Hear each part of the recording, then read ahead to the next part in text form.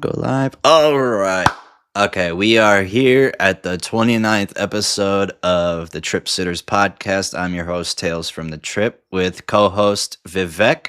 And yeah, we're a little bit late. Sorry, guys. My OBS studio kind of crashed there right as I was pressing going live. So you can't have a Trip Sitters podcast without any technical difficulties. But at least you guys didn't have to experience it. But I hope my voice is actually on there this time.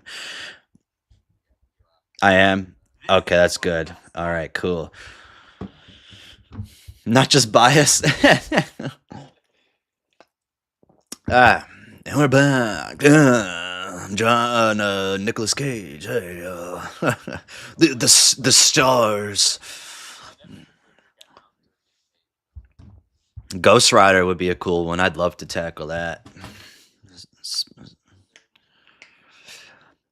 Well, Eva Mendes is she kind of hints that she's an alcoholic in the waiting for him because the waiters is giving the wine and she's like keep on pouring it, pour more and more, and it fills up all the way to the top. With a wine glass you're only supposed to fill up to the little bit. So we could be talking about how Ghost Rider is symbolic for alcoholism. uh, and that could tie in right there. You could literally make any film if you want to, if you think hard enough. And that actually has an example, alcoholism. So I mean, and there's and also the addiction of power too. That's the whole thing surrounding Ghost Rider. Like you want to be famous, you want to be a star, you want to be in movies. Uh, but yeah, that's an addiction. Drugs is any kind of addiction, man. But yeah, strictly drug cinema, no, it wouldn't fall under that category. But yeah, from what I can remember, at least, I don't think there's any actual, hard drugs.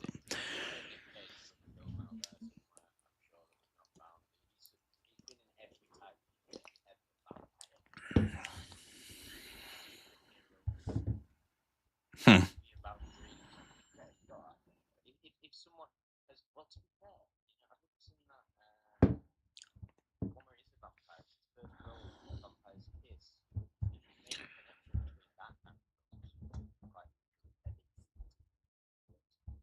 Yeah, you probably could. I mean, there's so many endless possibilities here. Yeah.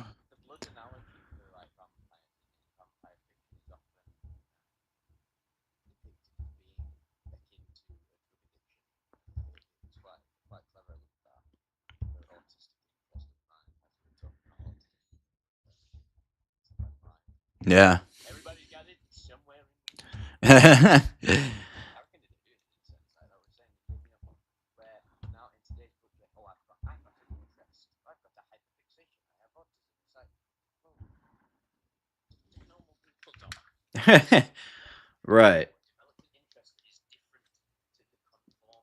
Yeah. That's true. I mean that you got it, and that's all you can really, everyone's got it. I mean, yeah, I just listened. I was trying to like I think it's going through my mic. Yeah. Yeah. Why does this always happen? I mean, let me go on the voice and video settings and see. Because the Discord audio thing is not showing up under audio mixer. Mm, wait, is it that? No. Wheeze mixing.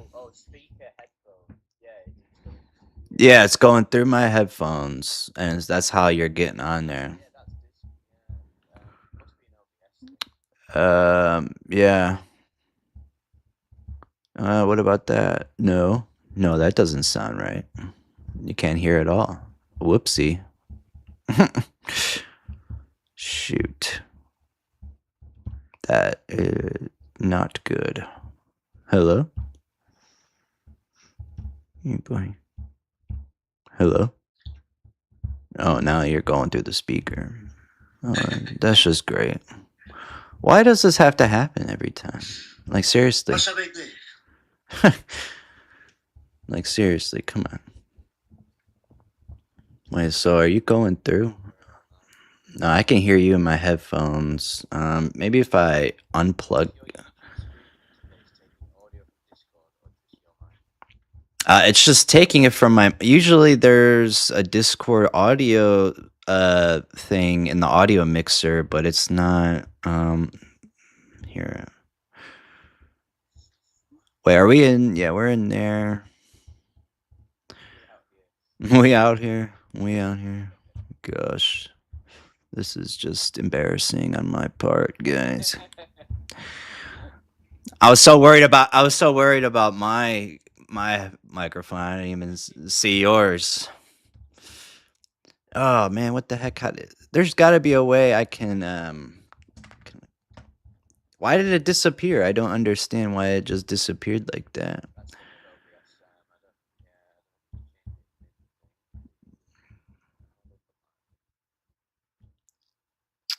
Mm, we might have to restart. Luckily, it's early enough. We didn't start anything, but. Oh wait, okay. I might have just. I had to hit transition. Never mind. Okay, now let's see. You're showing up there now. All right. Ladies with transition. All right, so Vivek, just start talking so you can. And everyone in the chat, we need you guys. Just say if you can hear him now. Just go ahead.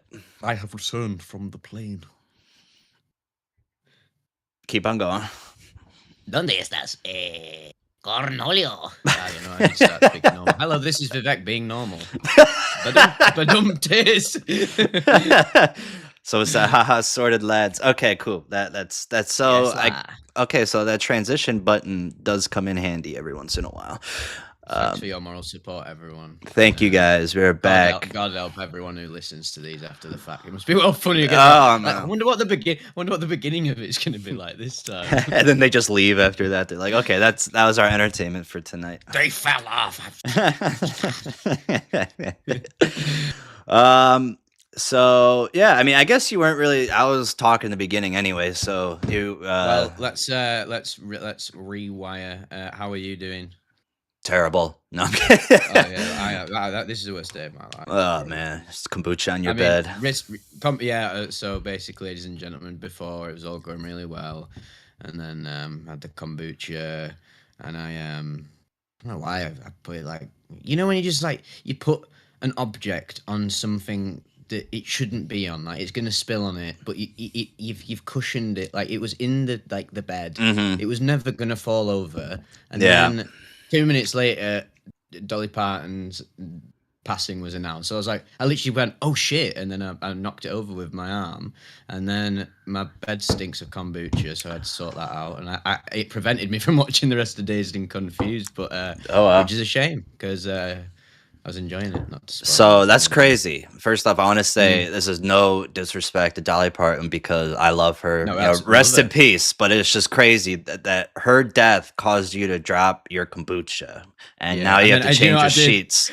That's wild how that Immediately- happens. Like how the afterlife works. Like with that. Like I may have Ripple died, effect. but I'll never be forgotten. You'll remember that. I won't be forgetting her passing. I was never going to anyway, regardless of the circumstances. But I turned She's my great. speaker on, and then as I was like changing my bed, I had all of her best tunes on full blast, and I thought, oh, this is the best way to respect her being, and that's what I do with anyone who passes. Really, that I enjoy the work of. If it's a filmmaker, musician, I usually the first thing to do is like, well, I'm gonna go and like channel their energy now. Yeah. Through their art. Yeah, because that was their energy. You know. Yeah. So it immortalizes them. Dolly Parton for me, you know, I liked a few of her songs. I wasn't the biggest fan. I more so appreciated her as a person because she was genuinely a good person, and you know, she She had this thing. I don't know in the UK if they did it, but in America, and I work for the post office, so we deliver these free books. It's called a Dolly Parton Imagination Library, where she hands out free Right. books to kids who need it, or kids who don't even need it. They just want to read. Whoever wants it's free. And Trump defunded that, or all the Republicans did, Fucking in hell. this past year or something. So we're not going to be handing those out anymore. And it sucks even more now that more she. happiness for the children. Yeah, no more. We like to get rid of reading. Department of Education needs to go. She was very popular in the UK. I mean, most people, everyone knows who Dolly Parton is, whether you were into her or not. Cultural icon, philanthropist, and I love her tunes. I'm putting them on like the most famous ones, really, that are iconic, but they just go so hard. They're classics for a reason. And God, she's 80 and she's just like, when celebrities get really old and obviously they do the Botox and all the Yeah. things, and I imagine she'll have had work done, but she looked legitimately like a human being still. Yeah. What a monster. A little bit. I remember what she was Yeah. doing. America football's a big thing. Hey, football. She did like a halftime show where she performed "We Are the Champions" by Queen, and it was very clearly like a lip syncing thing or something. It was just like she looked very fragile, and she was wearing a bunch of coverings for her body. And when you get that old, it's kind of hard to. I mean, it's not Frankie Valli level, like he looks like a walking zombie up there. But I didn't even know he was still alive. yeah, no, he's kicking it. But yeah, I mean, she tried, and yeah, it's just some celebrities age more gracefully than others, and she doesn't look like the Hollywood zombie Botox. No, she doesn't look horrible. Nah, and she's just she's just when you just sense someone's a good. Yeah, person. it shows off on them, that they're a good person. They fought for human rights too. Exactly, I've never been able to understand how people. I guess it's just closed-mindedness. How people just can't seem to intuit other people's energy and what's going on behind the eyes, and they'll get sucked into the fucking these shenanigans and games. And we could list off all these type of people, but we're not going to get into that because we don't want to explode. We don't want to explode. No exploding on the Trips in this podcast. Only defunding of the Department of Education. They're gonna defund us. We're gonna defund Britain. Okay. Britain. Some woman actually was interviewed by this reporter, and she said the U.S. has been under Britain's control for like the past 50 years or something, and she said that Trump got us out of that. Where do these people get this information? That's what I'm scared about. TikTok, Facebook. We love them all. That's how most people get their news. Honestly, I swear to God. Like someone will. I remember I'll be out and about, and I'll just hear like conversations or people get involved in our conversations passing by, and they'll just be talking, and I'm like, sometimes I can just tell, like, this person gets their news through shorts, don't they? Like the little tidbits. That's why I think everyone thinks they've got ADHD as well, because everyone's just like rattling off, like, oh, did you know this thing and this thing and this thing and this thing? Because everything's just been condensed down into short, easily digestible bits. Yes. So it's changed people's brains. Yes, it's quite scary, honestly. It's getting really scary. Oh. Mm-hmm. It's scary. It's very scary. I hate it, honestly. Thank you for all the nice messages in the chat, and we will. Thank you. If you have any questions, just throw them in, and by the end of it, we'll go back and do them if we don't answer them on the spot. Yeah. I'm posting this on Instagram real quick so we can get this up here. And and then another thing that happened to me other than the kombucha on the bed was then after I'd sorted all that out, I was like, I'm gonna go have a chamomile tea and some celery to calm down, and then the celery it destroyed my stomach. I don't know why. Dang. Some vegetables I have. I love eating vegetables. Celery's just classic. It's just like crunchy water with a bit of earth taste to it. Yeah. Then I was like, oh, right, I like celery. And then I was like, oh, right, I feel strange. I don't know. Yes. The human digestive system is a complicated beast. Yeah, it really is. The celery is basically eating salty water, but it's good. I like Oh yeah, I love it. celery. I That's like interesting. It goes good with the chicken wings. my favorite cocktail of all time is a Bloody Mary. Really, you With drink celery. those? Yeah. I've never met anybody Yeah. that's actually drink one before. Oh no, I genuinely really like them. I love tomato juice, tomato juice, and yeah, Tomato. I could celery. listen to you say tomato. Fucking all tomato, day. mate. Tomato juice. Yeah, when I come out, we'll have some tomato juice. All right, I'm excited. I like if I drink tomato juice, I like to have grilled cheese with it. Yeah, I wouldn't say no to a grilled cheese. Grilled cheese and tomato juice. That was great. We'd just call a grilled cheese like a cheese toasty, like fucking cheese toasty, like. Yeah. Cheese toast, mate. To be honest, I can't wait to eat American food. I love all Why? types of food. I don't know. I just Dude, you're gonna be sick for the first few weeks.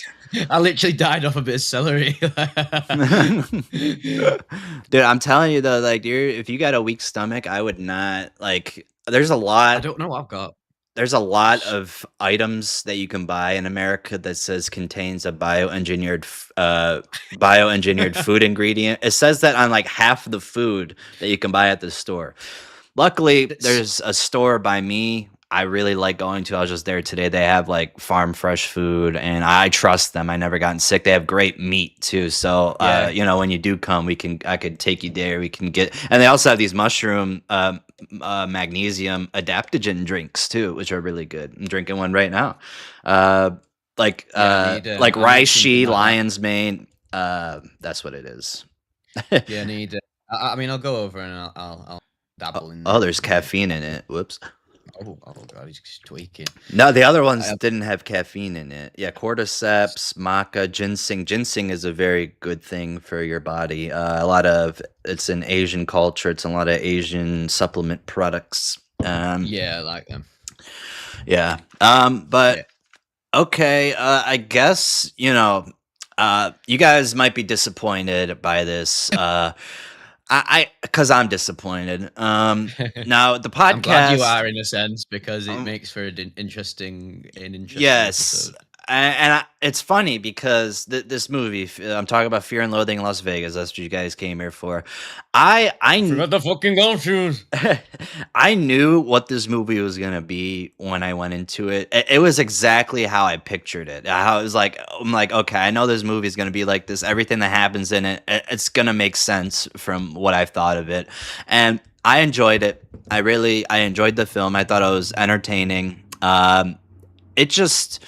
To me, it didn't grip me. It didn't get me to the point where I'm like, oh my gosh, this is a fucking fantastic film. I need to watch this all the time. Like that's what I was going in thinking that it was going to be, because everybody who's watched this movie has given a high rating. On Letterboxd has 3.8. I think that's a good score for it, honestly. That's honestly perfect for it. But I gave it a 3.5, which is still a 7 out of 10. I think that's a good score. It's something that's enjoyable. The lowest amount of enjoyment for a movie, or the lowest good score I'd give out, is a 3. That's my lowest good, and then anything below that is very below average to bad. But 3.5. Yeah, I gave it 3.5. Let me get my notes up, because it was hard keeping notes because I was like uninterested for a lot of the time. I was kind of waiting for the movie to be over just so I can watch it, even though I did enjoy it a little bit. I was more disappointed than anything, because I was. Was there a moment where you thought? Was there a moment where you dropped off? Like, was there a moment in particular you're like, oh, I don't think this is gonna go as far as I wanted it to for me? It wasn't so much that, like, it was a consistent film for me. Like, I didn't think it dropped off at any point. It just never got to a high. It always stayed at a stagnant average ground for me, if that makes sense. Like, it started off strong. Like, I read the intro, it basically goes down from there for me. Like, it just very slowly, like a 1% incline every however many minutes. It's a 120% incline. It goes down 1%. each minute. But I don't think you're alone in that. To be honest, a lot of people. I've read a few reviews in that, and also shown this film to people that in the back of my head, I'm like, oh, they'll definitely enjoy it, but will they resonate with it 100%? Because yeah, I not to spoil it. This is now has become like after many years of watching this many times throughout different times of my life.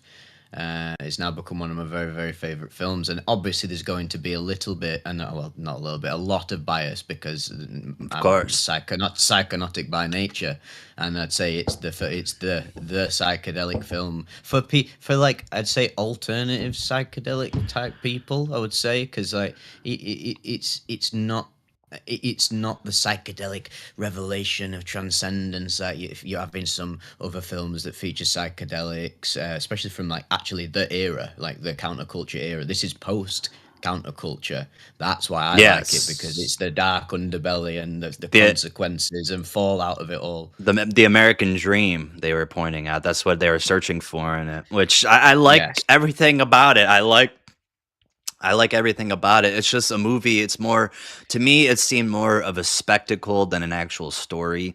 Um, That's another thing that people say as well, because I think, and it's depicted like that as well. So like that's completely valid to have that take from the film. yeah, And I even had the exact same experience with it watching it for the first time when I was a young, literally just a young budding psychonaut, first taken psychedelics. My mind was first. It was the first time my mind was really changing. So I was like, oh, absorb all the culture, all the culture. You know what you're like when you're at late teens or whatever. You find some crazy thing, and I definitely glamorized this film a lot. And a lot of I hmm know so many psychonauts are like he's literally me. Like you don't actually fucking want to be Ron Duke. He's fucking yourself. And that's the beauty of this film, which I've now realised now how cynical. I mean, I'm British and cynical, so I've loved this film and how the cynicism regarding things that I'd say hippies don't want to acknowledge about the counterculture, and I'm going to get into that probably more as we go along. And my brain crystallizes, and I recovered from the kombucha incident, but it's just, I'm not in the prime state of consciousness. But no. what's your favorite scene from it? Do you have a favorite scene? I have a Funniest couple scene? favorite scenes. The one that I have two that really stand out to me. The Because it's funny reptile film, isn't zoo. it? Yes, it's a very funny film. I was laughing at a lot of scenes. I That's what remember gave that. this movie a 3.5 is what like I was watching. Just yeah. Yeah, It makes I, me laugh just thinking about it. To be honest. yeah, no, the reptile, that was probably the greatest scene in the whole movie. Oh, I had just hit the mic. I don't know if that sounded bad, but I specifically wrote down the reptile zoo. Yeah, I said I love the effects for it. I thought those were really good effects for reptiles. It seemed like they were just having a big orgasm or orgy going on there. Um, That's a scene you can revisit on YouTube over and yes. over again because the amount of practical effects in that moment, I think that's one of the greatest trip sequences. Obviously, very exaggerated, but they went so hard on that like 2 minute long Yeah. scene. I could It's fascinating. I could tell they tried with that. I mean, well, they tried with the whole movie, of course, but they really went Terry into Gilliam that. is a very visual director, and he does not cut any corners when he wants to depict something. The visual style of this film is mesmerizing in all of its beautiful chaos. I would say the visual element of the film. Just so many shots, like strange little shots. Like, how much Yeah. for the fucking ape? And it's so good. Yeah, I really like the shots of the casinos that were in there. Those were amazing. Those were like hypnotizing at a just to say like it seemed hypnotizing, and the carousel scene is probably the second one that comes out to me where Yeah, Gonzo is trying to get off of it. And it was, this is what I want to point out before I forget, is that it was funny with it because each time they were tripping, one of them would have to, carry the other person, not literally, but sometimes literally, but figuratively. They would have to be like telling them they're okay, like you're not gonna die, or like just do something so they don't screw up. And then it would just switch back and forth. Like at the beginning, Hunter S. Thompson, Johnny Depp, he was seeing the bats. Then they pick up the hitchhiker, Toby Maguire, which is a funny cameo. yeah. that. And it was funny to see him at the end of the movie or near the end of the movie. That was funny. It's like it was funny because he was more afraid. He was more afraid to see Tobey Maguire than Tobey Maguire was afraid to see him, which it should be That's the how other way around. That's the hilarity of Raoul Duke's character, the drug-induced paranoia that he's just constantly on edge from the whole film, and it's a reflection of Hunter S. Well, it's just Hunter S. Thompson fictionalized, isn't it? Yeah, And, I'm gonna keep on the calling him that, and Raoul Duke and Johnny Depp. I mean, all three different names. Yes. Yeah, they're all interchangeable, and Yeah. Johnny Depp's process to actually study Hunter S. Thompson was fascinating. The behind-the-scenes stuff's really interesting. I must say, I'm also huge on Hunter S. Thompson himself and the book and all his work. That's another reason why I've just learned to love this film more, is because I'm obsessed with his writing style. Obviously, most of the film is just extracted from the book. You can even it's very stylized, yet they feel believable. That's what I like about it, even though it's very stylistic. It feels like two guys going on the nightmare trip into the belly of the capitalist whale, which is the Vegas, and I love the setting for that. Yes, great. So much symbolism going on there. Yes, the American dream. It's the American dream unmasked. Like, everything's artificial, the fucking fake architecture. Everything's artificial, that artificial light. Even the excitement is all manufactured around dopamine and gambling and sex and consumption. And Yes. it's funny because they're going there to distort reality with these fucking mind-bending chemicals, when they're going to this place that is already just distorting reality itself when you're sober. Yeah. It really, no matter what would have happened there, you're gonna be fucking tripping balls on life when you go to Vegas. Vegas is a whole nother game. I went there a couple years ago. That was after I gave up gambling though, so I couldn't really enjoy my time there. I did talk to a mobster's son, which was really cool. They have a mafia museum there, which is really nice. That was my favorite part. But only thing I could do there was get drunk, and that's what I did. It was 110 degrees there. Yeah, it's a very interesting place, and also The Hangover. I love that movie too, for Vegas setting wise. But there's lots of interesting films in Vegas, and Yeah. Speaking of taking psychedelics in Vegas, I fucking took peyote in Vegas. It was great. But so he I loved get it. But these two psychonauts could not, and I love how Dr. Gonzo. He is such a beastly type character, and he goes in and out of like being feral, and but he's never really phased about like being on drugs and going insane. Whereas Raoul Duke's constantly wrestling with his own sanity. I mean, the moment where he feeds him the blotters in the car while he's driving, it's a no-brainer, and that's what I love about watching it again now. Is actually I see it as it's a very funny film that you can easily glamorize and romanticize, as many psychonauts have done, where they're like, I'm dressing up as Raoul Duke at the festival, which I've done before. I'm one of them people back in 2015 or something. Yeah. Went to my first festival dressed as him, because you go through this thing, everyone goes through the little ego narrative, being a psychonaut, like, oh, I'm literally this person, because you're still figuring yourself out, and he's a very bombastic person. But it's a sad film, really. It's a very sad film if you know a lot about like the history of psychedelics and the failure of the counterculture revolution. And my favorite scene, I mean, I've got so many favorite scenes, and I have a different favorite scene each time I watch it. But this time it was when he's on the couch and he reflects upon when he was in the 60s, when he's in the club and he's on acid, and he talks about how everyone in that era, like he literally says, it's like, oh, you just had to be there, bro, but it's fucking real. You had to be riding the wave. There was no stopping it. But they didn't realize that the wave was going to crash, because it was so this idea of actually having this thing, these psychedelics, and this entire like revolution going on consciously and like almost materially, people changing their lives up. They thought that it couldn't be stopped. This utopia was gonna crystallize, and then before you know it, fucking reality happens. Nixon's like, no, get rid of the drugs. That's so true. good. Yeah. I'm glad you enjoyed it. About that. Yeah, I'm glad that I watched it as well, because I always have this, like, when we watched Trainspotting, I thought, man, do you really need to watch Trainspotting again? I'm like, no, you idiot. Of course you do, because you'll always get a different reading of it, because it's one of my favorite films. Like, I can just pick it apart. And I know I really, really like a film, and I know it's going to be one of my favorites. Where I actually say to myself, like you said, if you weren't gonna like fully love this film, because there wasn't a moment where you were like, oh yeah, this is a bit of me, isn't it? Like, oh, this is proper my energy. Yeah. And I'm just like, I'm watching it again. I was like, oh shit, yeah, of course. I've watched this film's followed me my whole adult life now, and reading the book definitely changes it, and knowing more I about might read dancing. it. I have it It's in great. my It's fun. playlist.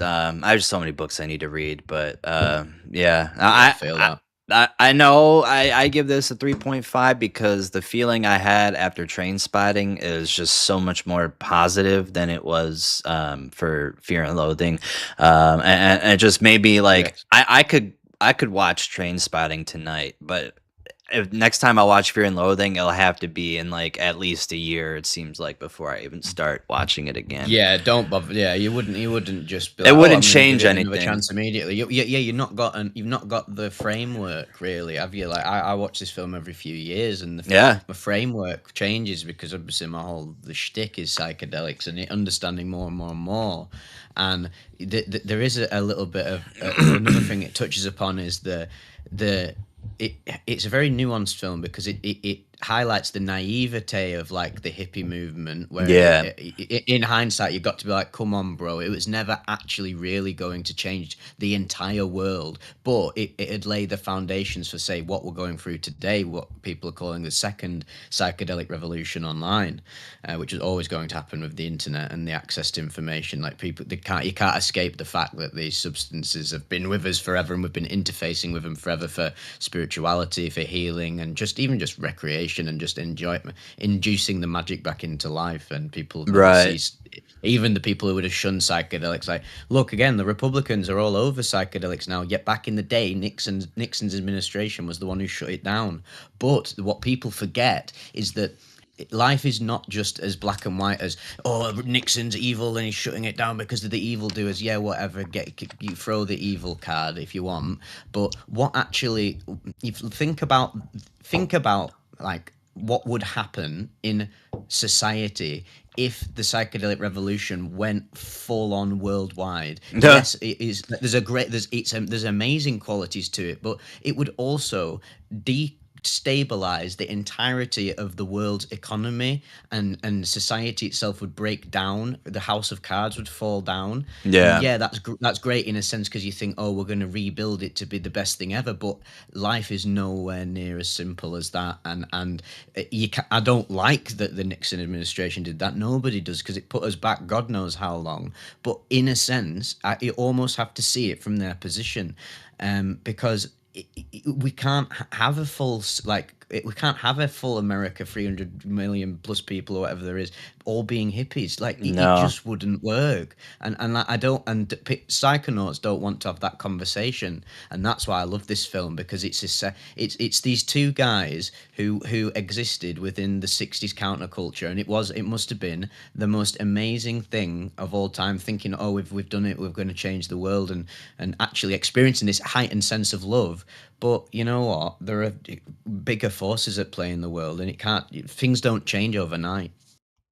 yeah. I can only imagine what a full on hippie revolution would look like. I mean, well, we did have the revolution, but like a full on, like everybody was into it, and there wasn't like we in the world we need people from every background. We need the businessmen, we need the construction workers, we need the hippies, we need the evil people, we need the good people. Like we don't need a lot of every single one. We just need a good amount. Now, I'd like to get rid of the Yes. evil, of course, but if there's no evil, and then where's the good gonna come from?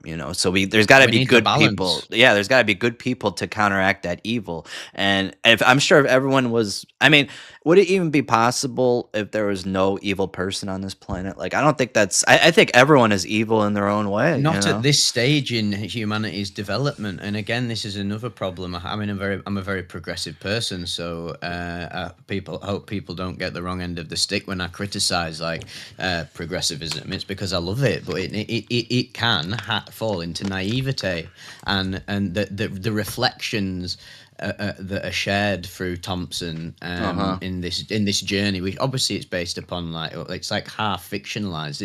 I do believe that they actually did go to Vegas, and literally it's just him writing in a stylized sense. And Right. he went to because in the film like they don't actually know what they're fucking doing. They're chasing a dream that's gone, and the final Yeah. dream, the dream of the '60s counterculture is gone, has been stamped out in this time in the '70s, and that's why the '70s, you could say, if you go back to it, and there's actually a lot of depression. There was a lot of depression and fucked up stuff went on in the '70s in America, possibly as Every decade, there's something terrible Yeah. going on.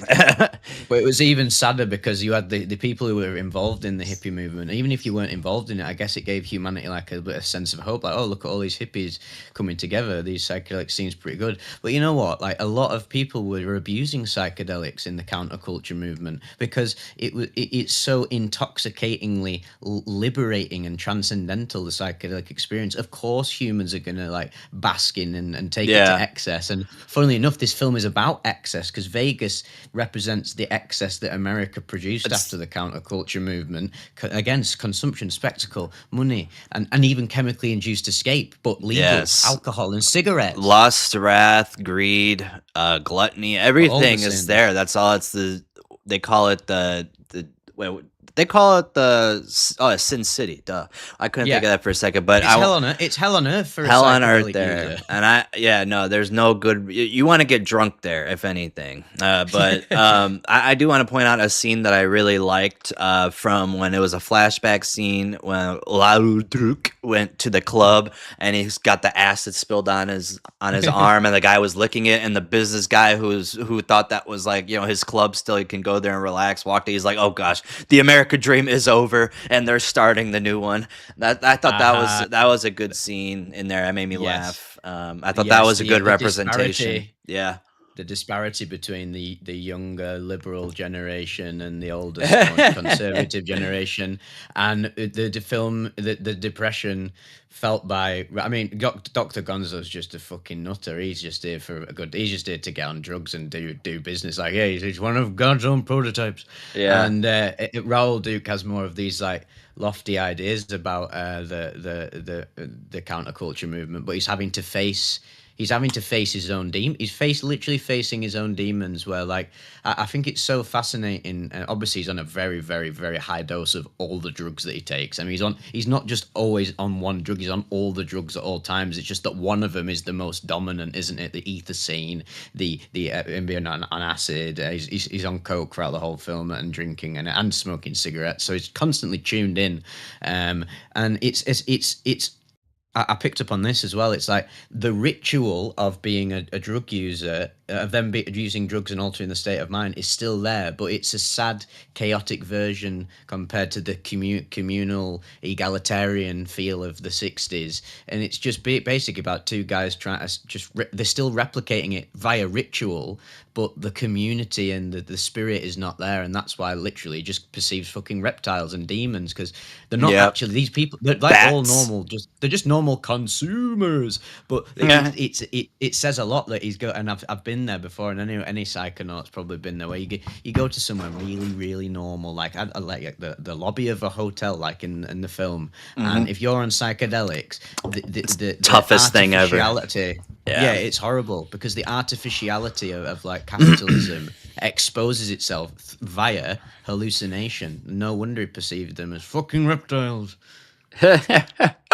Yeah, that was great. It really was. That's why I love that scene so much. And I could tell that you see this film for for what it truly is. I get what you're saying, and I see everything. Like I totally take that in, but I just think this film just wasn't for me. Like I can appreciate everything is that. Like I agree. I'm just not meshing with that myself. Like I agree with all of it. I see exactly what he was trying to do, especially now you explaining even more. I guess I just I wasn't. Well, that's the beauty of like analysis and sharing and other people's opinions, because so many films I've dismissed, or not dismissed, or actually just sort of saying the same relationship with you, where there's a film where I'm like, everyone's saying, oh, it's the greatest thing ever, bro. You got to see it. 5 out of 5. It changed my life. And there's always gonna that really does affect you. Hype culture It affects your does. perception of stuff. That's why I'm very glad you like Trainspotting, because the hype around that is just fucking insane. And there's a lot of hype around this film, and I think people, again, a thing that annoys me about this film and its fan base is that, yeah, some psychonauts I don't even think understand what this film's about. Like, some No. people are like, oh, it's so fun. Like, I want to be him, literally me. It's like, Yeah. No. I've been there, and now I'm over that and through it, and I found out who I am as a psychonaut and just as a person, and seen like the bittersweet comedic tragedy of the film. And when you have that sort of knowledge base, when you go into it next time in a few years, I reckon it just feels completely different. Like I watched it, and I was just there from. I already loved the beginning. The beginning's iconic, Yeah, and it's just great yeah, soundtrack too. oh god, that One of soundtrack's my so good. Probably my favorite soundtrack out of all the movies we've watched so far, because that's my kind of music. I love the 60s, 70s music from that time period. Got one And of my favorite artists in it. What one of my favorites Jefferson from Airplane. not Jefferson Airplane, actually. Tom Jones, a Welsh artist, who's Mm. like, "It's not unusual to be loved Oh. by anyone." He's like the most famous Welsh person ever. It's like one of the 3 things that have come out of Wales. Sorry, for Oh, any very Welsh nice. people in the audience that don't actually mean that, but it's funny. Oh, that's great. I like Yeah, that. The music was used to a good for a good extent there, especially when Gonzo is in the bathtub listening to White Rabbit. He's telling him to play it, and yeah, I want you to drop this fucking CD player or whatever it was in the bathtub, and then he throws and the grapefruit at him. And grapefruit also doesn't interact well with drugs, so I don't know if that was actually purposeful to have it in there, or that was just because they had grapefruits. But I think so. I think there's so many nods. There's this film is dense. It's dense, but doesn't feel like it's dense the first time you watch it. It's just fun. Even like the first time you watch it's probably it's just fun because it's just so stylistic, especially yeah, compared to the yeah, minimalism of today. But of course. that scene's very tragic as well, because if we analyze that, like fucking Gonzo's done with, like he's done with it. Like the world that they wanted has not come about, and and the trip that they're going on. This is how people end up as balls, and you're not even teetering on insanity. You're going to realms of insanity that like are beyond psych wards, like cosmic psych ward level shit. Like this is how people end up doing really dangerous stuff on psychedelics, and he's just in that point, like, you know what? Just take me out. I'm on mescaline. I'm on the time alive. Just kill me to the literal my favorite tune from that era. It's literally a statement on like reliving the glory. It's like reliving the glory days to the nth degree. You're gonna die. Yeah, In that headspace. yeah. I And did. I also liked how it kind of like how they were on psychedelics. You kind of just you are like transporting with the drug where it's taking you, like acid it's mostly acid that does this, where it's like you just follow the rainbow, like wherever it goes you go, and then you could just see someone who like why are they there, who are these people, like them, but like why are they even here, like that's what I felt like with yeah, I him. love Like that bit. Gonzo was disappearing, going places, Raul Duke was disappearing, going places, everyone was just showing up. And yeah, that's a good representation of it. That's at a bowling alley one time. I took a very strong tab back when I was in like high school or something, and man, it was like that. Like everything that was happening was just so much, and I didn't Yeah, know what to do. And my friend brought a horrible. skateboard inside the bowling alley, and it was a And great little things time. It like was that. just so much. In that headspace, you in a normal sober headspace. Yeah, things on psychedelics being in big group settings and extroverted, like Yeah, I would call them non-tripping spaces, but people do it anyway, and we've all done it. But it's yeah, character building. But don't do it, people. It's yeah. not Don't do worth it. it. Something as simple as that. Like, oh, my mate's just brought a skateboard into the bowling alley. If you are in an impressionable state, like Yeah. like you're bringing a new thing that's changed the whole dynamic. Skateboard, everyone's like, oh, skateboard, blah blah blah, and then you're like, I'm literally on psychedelics right now. That's It's the this fucking weird. craziest This is thing where I've ever this is seen. where you always have that. Like, this is where it happens all the time in when you're tripping in an inappropriate setting. Where if you're really like honest with yourself, you have that moment where you're like, you know what, I wish I was actually just like by myself or in a better setting, and I didn't waste the trip just because I wanted to take acid. And like Raoul Duke's just he's got, and Hunter S. Thompson had and he's self-aware of it, the psychedelic ego of like, oh, I've done all this before, I've been taking psychedelics my whole life, I can handle anything. And that he thinks he can handle fucking how many tabs does he give him? He gives him like 4 or 5 or something, and it'll have been like super acid back in the day. Yeah. Actual classic LSD 25. Orange sunshine. That's what it is. Orange sunshine. Yeah. And another moment that really makes me laugh, but is actually quite sad, is when Duke wakes up after the carnage of trashing the hotel room on the adrenochrome, and he's got a lizard's tail strapped to him, like the get up that he's got going on. But what's that representative of? It's that he perceived all of these like consumers as being reptiles, as lizards, as the worst of the worst, and he's actually become a lizard himself because he's destroyed a hotel room on drugs. So what's the difference between him and these other people?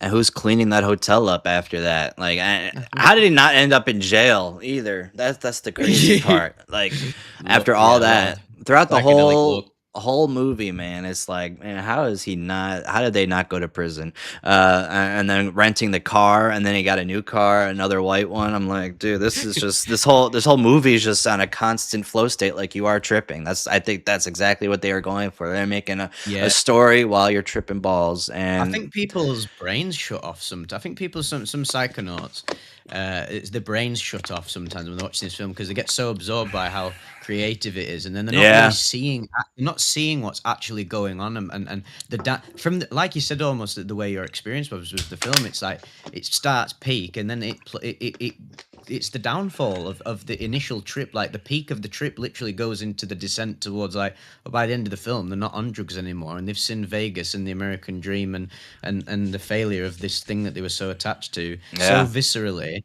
But it's ironic, that he still drives away with the delusion somehow. He still drives away the delusion of Rolling Stones, we're still gonna do it. It's gonna happen one day, and it's like it's a bittersweet ending for the film where it's like, you know what? Yeah, it did fail, the counterculture movement. It fails a heavy word.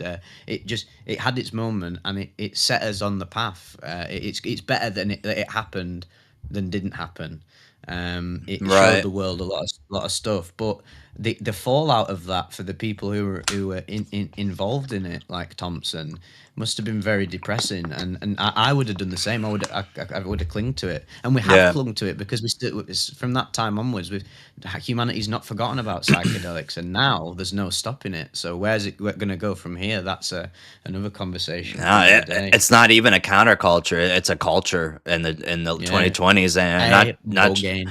and it's not just psychedelics. It's ketamine is making a huge thing in America for therapy. I mean, you can sometimes label that as, you can't, but like some of the effects you get from it can be a little psychedelic. But they're trying these different things. Like even they have MDMA therapy for people with, like, Marines with PTSD, I've heard, and shrooms, of course, is a huge thing. Microdosing is a really big thing. So if this was happening, like the 60s kind of brought out this opportunity for things to happen. Like people are all peace and love. And then what's crazy is like the aftermath of that in the 90s, you had Woodstock, the regular Woodstock, and then you had Woodstock 99 that was destroyed completely by beer and spice, all that, like alcohol, and it took away the beauty of a music festival and turned it to literal shit. And I don't know if you knew what happened there, but it's some terrible things happened at that festival, and that's kind of like one of the most fascinating what we're living in. It's the most fascinating festival ever, really. Yeah, there's a great Netflix documentary. I watched it. I did watch that. Korn's in it, and a lot of this. Yes. I mean, let's be honest, Scott. Some of them performances went so hard, and you know what? Limp Bizkit. It's that's another an aspect of I know it's destructive and a lot of bad things happened, of course, but you can't. Again, life's very nuanced. You can't deny that that was a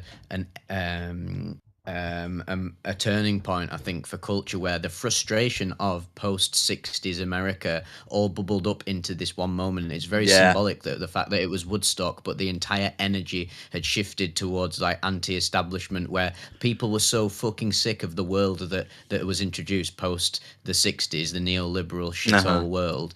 And it's like, even though I don't condone any of the heinous acts that were done there, I understand the carnal response to the music, and I think it was, yeah, it's not the fault even of the people there. I would say, like, obviously people should know better, I guess, but like it's a fault of the fucking system that allowed like that rage to spill out. Yeah. Um, I still think, bad things happen there. I don't think anybody should have done what happened because there's some No. serious. I'm not going to mention what happened, but yeah, people need. But alcohol, makes turns the worst out of some people who are susceptible to it. And And yeah, Woodstock was never about alcohol, was Woodstock it? It was about was psychedelics. everything was consensual at the Woodstock in '69, but in '99 everything was forced and artificial for it, and that's what the beer alcohol brings out, and all this music that's just like you said, it's like literally Rage Against the Machine and Limp Bizkit, all this terror music, and people just want to be like the worst part of themselves because America made Yeah. made them that way. But yeah, no, When it's actually that terrible music was all behavior. about expressing your frustrations in a healthy way, but and that, yeah, it didn't. People turned It's it a, out it, horribly. A lot of yeah. women were very bad things happen to women there. Very very terrible. It's fascinating that, because it's the ultimate contrast to this type of music that was at Woodstock. I mean, I love both types of music. I love the 60s. Another thing about this film and the next film we'll talk about, Dazed and Confused, is that God, it made me realize how much I actually love the 60s and 70s rock, and Yeah, that, even obviously in Fear and Loathing, there's a lot of 50s stuff as well, like the Yardbirds and all that is yeah. iconic. Mamas and Booker the T and the Mama Told MGs. Time is Booker T and tight. Love MGs. that. That's a great one. Actually, that was my favorite tune. Watching it again, I always have a different favorite tune Wait, every which time I one? watch it, and that Booker T and the MGs Oh, tune. okay. Yeah, that's great. It's brilliant, the soundtrack as well, because all of the songs are so upbeat, like Tom Jones, like she's a lady, when they're like literally the following scene is them losing their entire mind, but the contrast is so sharp. It's a very, very, very thoughtful film, and I think it's one that people need to. Psychonauts. Yeah, I know what it's like to be a young budding psychonaut at 18, 19. You just discover this thing. Also, don't be doing it till you're 25, kids. Please wait till the frontal lobe has developed. Because, but it's like, yeah, I understand what it's like to have this introduced into this wider world that, like, it never ends. Like, it's fucking infinitely deep, the rabbit hole of psychedelics. And the more you get into them, the more interested you are to see, like, the history. I would say, if you're a proper psychonaut, you've got to look at the past and not just the counterculture, like what we've been doing with psychedelics forever since the minute the ape took the mushroom or whatever. Yeah, But yeah, nothing to take over anti-heroes them. either. They're They're just not kind bad of, people. yeah, no, they're The just, consequences of the consequences of the counterculture being shut down. yeah. No, I agree with that. I think they're kind of there's someone they're they make mistakes. They do a lot of stuff. Like they're definitely over exaggerate, like you said before. But that every human makes mistakes and they do stupid stuff. And now they didn't have to go on and do all that shit because they could have easily just went to Vegas and just been sober. But like there'd be no story there. That would just be like, all right, well, we went to Vegas, did our thing, and yeah. But just going there, that's an experience. And it's funny, that guy who was a photographer slash journalist who was going up to him. He was in Scary Movie 4. I'm like, I knew I recognized that guy from somewhere. He played Tom Cruise's character in Scary Movie 4. I'm like, dude, that guy looks so familiar. And Cameron Diaz is in this movie. Oh, she looks gorgeous. What Yeah, what she's what is peak. with these drug cinema films that we've been watching, where there's a beautiful woman in it that's just constantly always in it, like every time. Like Train Spotting, I guess, had a few, but it didn't have like spun like Brittany. We got to look at Brittany Murphy the whole time. That was nice. And yeah, Cameron Diaz for a little bit in that elevator. That was like that. That's a great scene. She's There's a lot of gorgeous. Yeah, cameos in this film. lots of Yeah, obviously cameos. Gary Busey, Gary Ron Perlman, Busey. he's in it. Kid, That's such a I'm funny scene. lonely. It's Can like- you give me a kiss? That was so It's funny. that. Let me. Yeah, the book expands upon a lot more. Obviously, it's a film. You've got to do like the train spotting approach, where you adapt all the snappiest bits that will fit into a film. But the book explores moments like that a lot more intensely about his, because he's always just on edge, and like his relationship with American. Just they're aliens. These two, they're fucking literal aliens. Like Dr. Gonzo's more like a beast, like an alien beast, and Al Duke's literally an alien that's trapped. Like, oh shit, I'm not even human. My vessel's just human, which is another thing that happens with psychedelic use, where it disconnects you from the being human. Yet there's a funny contradiction in Duke, because he's disgusted by all the mainstream American vulgarity, while he himself is extremely vulgar, and he does have a bit of an ego where he thinks he's beyond Gonzo. Yeah, he's the same.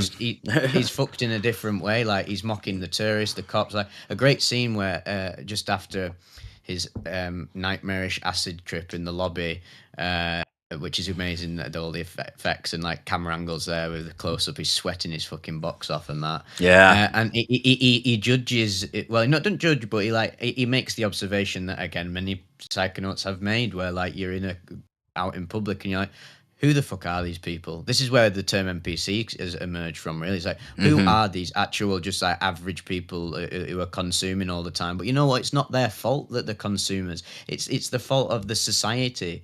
And yeah, he's both a critic of like, the decadence in America, but he's actually one of the ultimate products of American decadence. An ultra fucking like libertarian guy was like, you know what, fuck it, I decide the way I live my life. And you know what, the way he lives his life is actually very like dysfunctional. Yeah. No, So for who's he sure. to judge these people who like, oh yeah, That's how everybody is, you know. Yeah. People are hypocrites all the time. I'm a hypocrite. You're a hypocrite. My friend's a hypocrite. My mom's a hypocrite. Everybody's a hypocrite. But there's times where people, have right to say something about somebody, but then there's most of the time there's not. So it's like we're all humans on the plane of existence here. We all came from the same thing. So it's like we got to work together, and we're like by hating each other, we're hating ourselves. So it's that's well said. That but I want to say a few more things here that I wrote down. One. Oh, before I forget, have you watched any other Terry Gilliam films, or was this your first one? I've seen Monty Python, of course, and the Holy Grail, but I haven't. I need to watch. I want to watch Brazil really bad. You'd like 12 Monkeys as 12 well, Monkeys. I want to see that. Yes, that's on my big bucket list. Yeah, he's one of my favorite directors, actually, of the three. Those three are my favorites that I've seen of his, but those three are very, very high up there for me.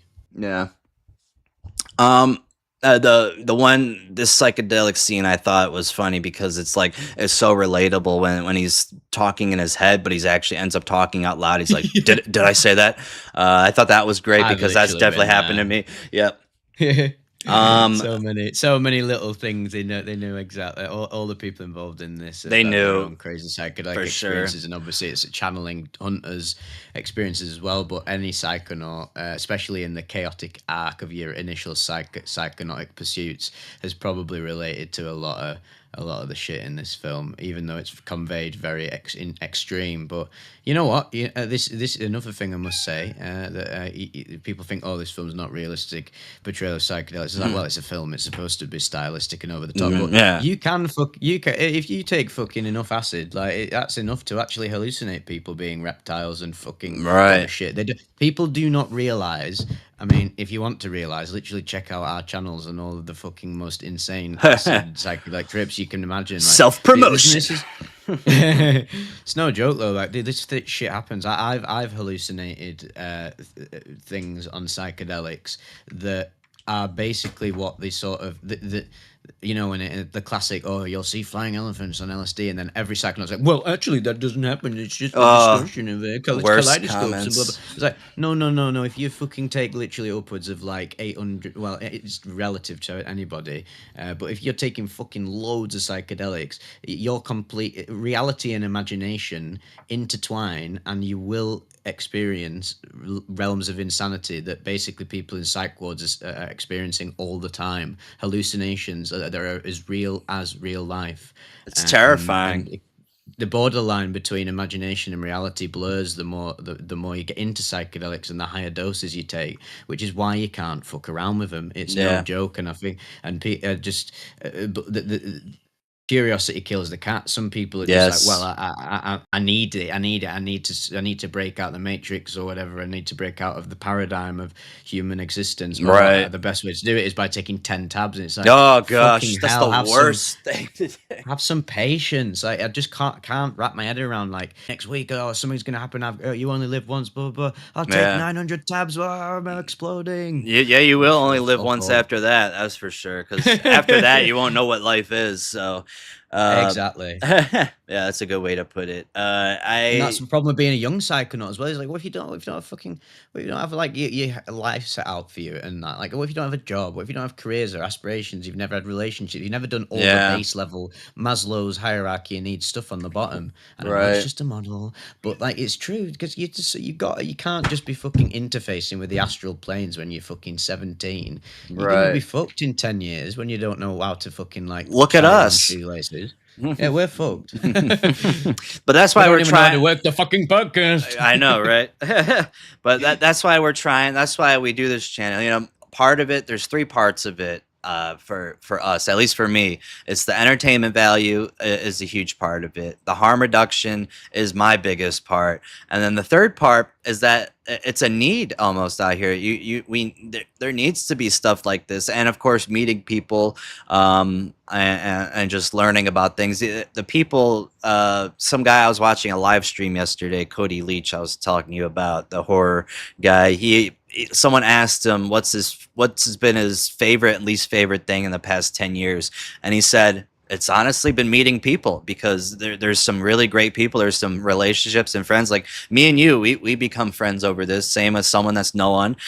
We all become friends here. And Blur even contacted us recently, so we want to get him on the podcast. So shout out to him.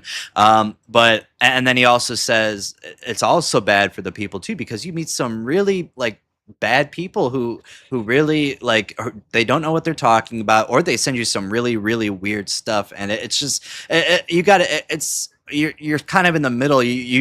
That's why it's like hard, because you love your audience, and then some of your audience just doesn't know, and that's not to like say anything bad about anybody watching, because I'm sure if you're watching here, you guys are great. It's just some of the comments. We love you guys. Yeah, no, our live chat is always so wholesome. It's and great.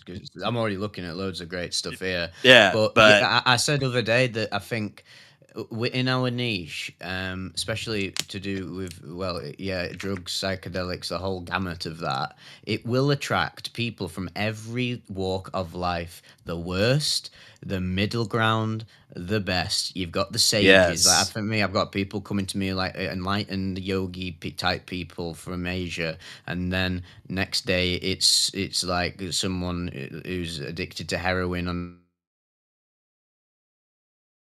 a council estate in England, and the next day it's some guy, a businessman who's never taken psychedelics but's interested in them. So that's actually a bit of an emotional thing that me and the Trip Keeper have to deal with, is that it's not like our niche is not like other YouTube niches. This is extreme stuff, and it appeals to all types of people. It's not like doing a Minecraft channel where you're just appealing to like a lot of people into Minecraft, but it's broad, but it's sort of like there's not as many layers to it. Right. I mean, the YouTubers that make Minecraft, because it's just life, isn't it? Yeah, but with it's us, relaxing too. I don't know, but it's extreme. I never know who's going to get in contact with me on a day-to-day basis, or even meet out IRL, because obviously I'm from a smaller country. I've encountered like quite a lot of Vivekians, as we've now called them, or they've called themselves, which is funny.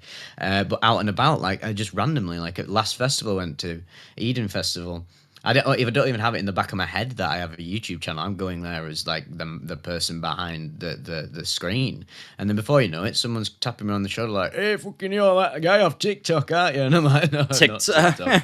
I know he said that to me, made me laugh. That I suppose. I know. It was Do you funny. ever get like people who come and just in general, like in life, even without you being YouTube, like, dude, you're that guy who does this, and it's like something that is you've never done before, you never heard of. Like, what are Yeah. you talking about? Then you're like, yeah, that's me. Just because you just want them to be like, all right, let's give them the pleasure of that. But it's like crazy what people think of you. Sometimes you're like, but people mix up a lot of stuff, and it has to do with the Mandela effect too, with like misremembering. Like there could be someone similar out there who did something the same, but they did something completely different. But like we're like the same person, or we sound the same, or we've done similar stuff, but like just we've done completely different things, and that makes sense. Like we misremember, but yeah, some of the things people say, it's. But I love my audience. I love it's just yeah, the comments you get sometimes are just like, dude, do you even watch the video? Like when people, I understand now with the AI thing. I think I even mentioned it before in the last podcast, but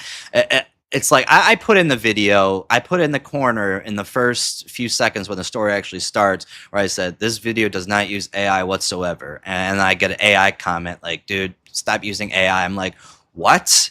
I take that. That's such a. It hurts because I can make an AI. I can make a video in 2 seconds with an AI prompt if I Yeah. wanted to. But we're actually going out there and taking hours to get these out, and most people If we know that. wanted to, But we could. yeah, We and could. I We just could be I so can't much bring more corrupt. myself. Yeah, no, I If we don't. were gonna go corrupt, we would have been. We would have done it already, folks. Right. We wouldn't be able to hide it. But it's fear. It's fear. It's fear. Really. It's not just us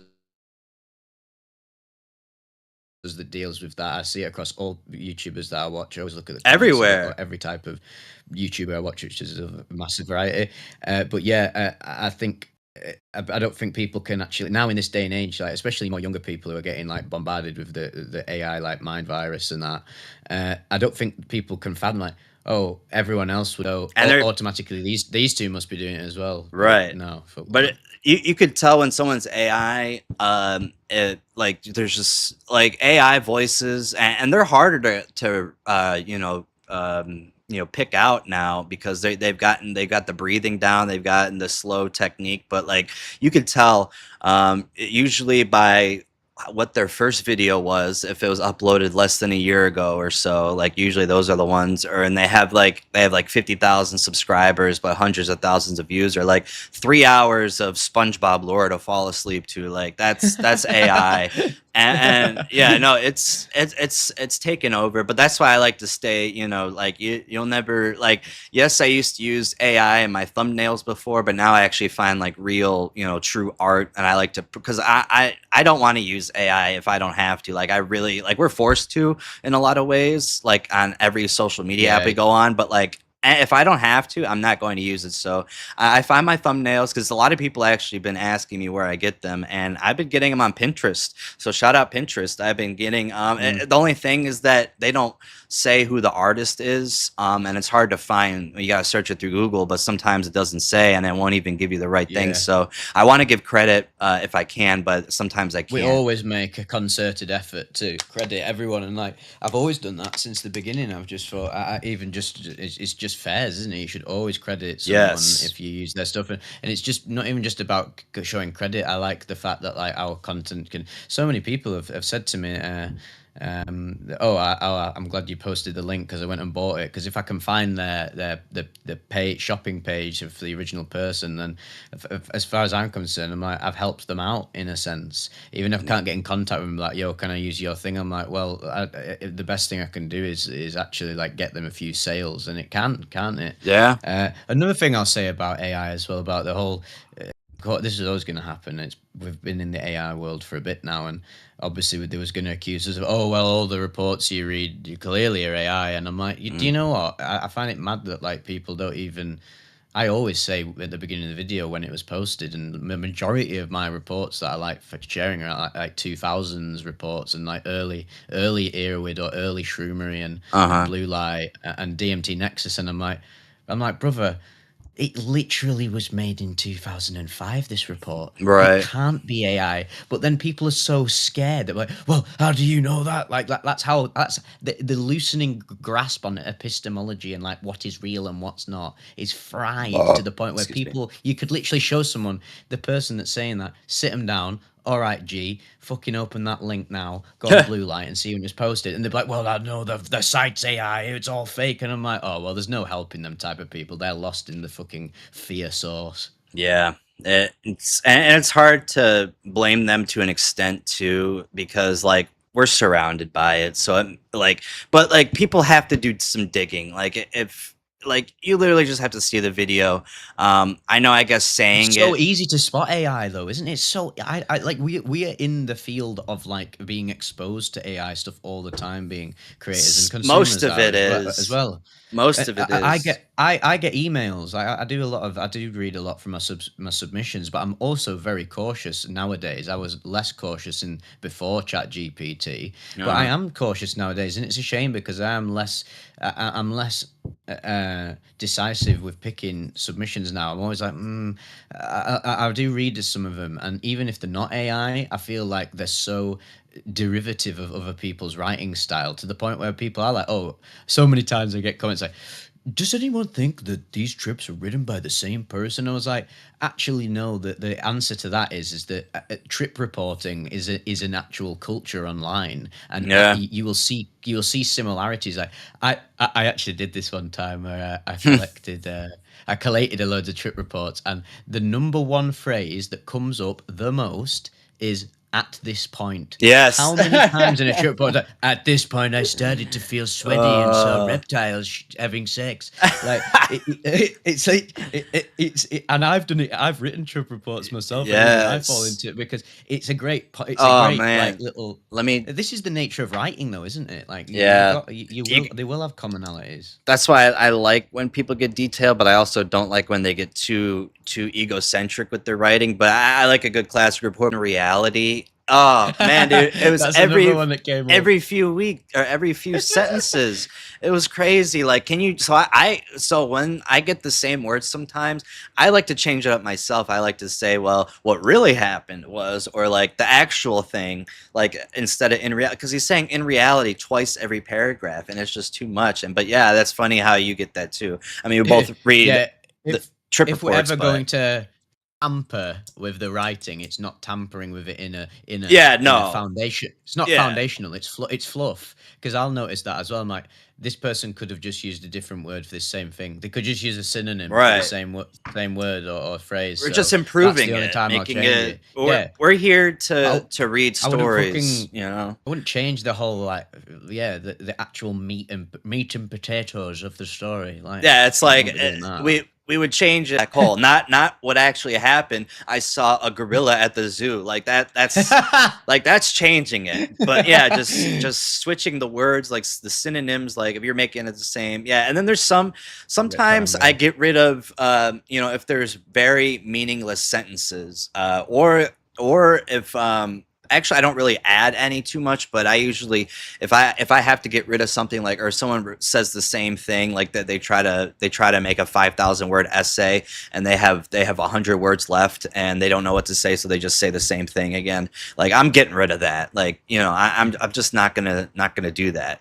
And there's some swear words. I try not to swear in the beginning. I like to get some swear words in there if it's in there, but when people say fuck all the time, it's like, dude, I can't. That's just too much. And the R word comes up a lot. I'm not going to say it on here. Especially if the report's really good. It might, the report might I'll say be stupid or amazing, idiotic. People do often go into egocentric levels of writing, but Yes. you know what? Also, in a set, I mean, there's excess and then there's balance. Like, there's got to be a little bit of ego in writing, because to write a good narrative, you've got to have like a sense, an idea, and a person. People conflate ego with personality a lot in this psychotic scene, which pisses me the fuck off. And they don't understand, like, like the ego dissolution of like the Eastern Vedic like philosophy, like the deepest levels of the psychedelic realms, and not like, most people aren't going to access these. Like, come on, man! Like we are human beings and we have egos. Like it's help. There's the difference between having charisma and being a personality rich person and being an actual narcissistic fucking maniac. Right. Yeah, there like you could easily tell what kind of story you're reading, what it's like. But yeah, let's finish off the Fear and Loathing. I just Yes. you could say so close words, but I'm gonna say one thing before a really funny line. I wrote this down. I thought it was hilarious. Honest, I didn't laugh a lot, but I just thought it was very smart. It was you have no faith in the essential decency of the white man's culture. I Yeah, thought that was so funny. I could go on about again like Trainspotting. I could go on about this film for ages. It's now been crystallized as one of my favorite films of all time because Yes. it means so much to me. Like how Trainspotting does as well. It's a literally me film, but not in a cringe That's sort of literally me. yeah, it's not a 4chan type like maneuver. It's a you know what this film is a it's very it was very important for me to understand the wider culture of psychedelics in a fun, entertaining, and Yes. insightful sense. And another great scene I must say before we leave it is the narcotics convention.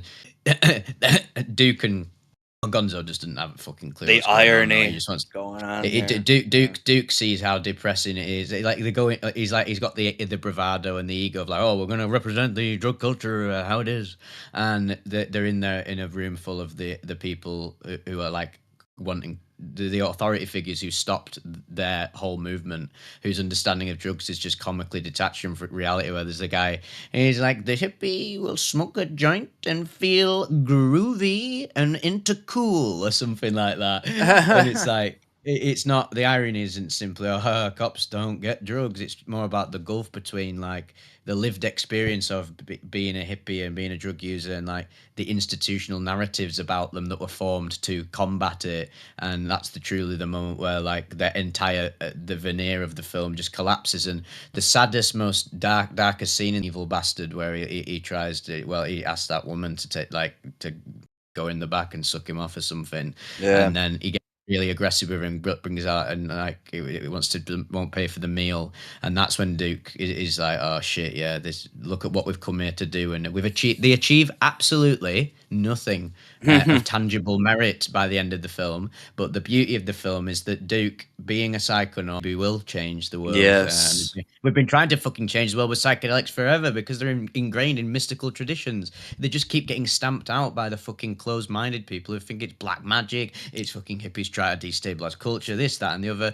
The conservative traditionalists will always find a reason to combat it, but that's why we're in an interesting moment now where Hmm. they're embracing it, but they're not embracing it for any fucking egalitarian Yeah. purposes. Of course. It's we've got to have money. It's all money. It's big pharma. Look where it's gonna be a rocky road before we perfect psychedelic therapy. This is Yeah. why no one should fucking glaze the Trump administration and RFK Jr. Well, let's get Yeah. psychedelic. And it's like shut the fuck up. Like look at what these people are doing in the history and who they actually are. They're not the people who are going to handle it in the best way. It's going to be fucking rocky. Yeah. So strap in, If folks. there's It's not money going to be as involved, easy. they're gonna want to jump on it. Innit? But yeah, And then over here in the UK, we don't even fucking know what a psychedelic you is. don't even have Apparently, you don't even have anything. You just we've just have got tomatoes. Vivek.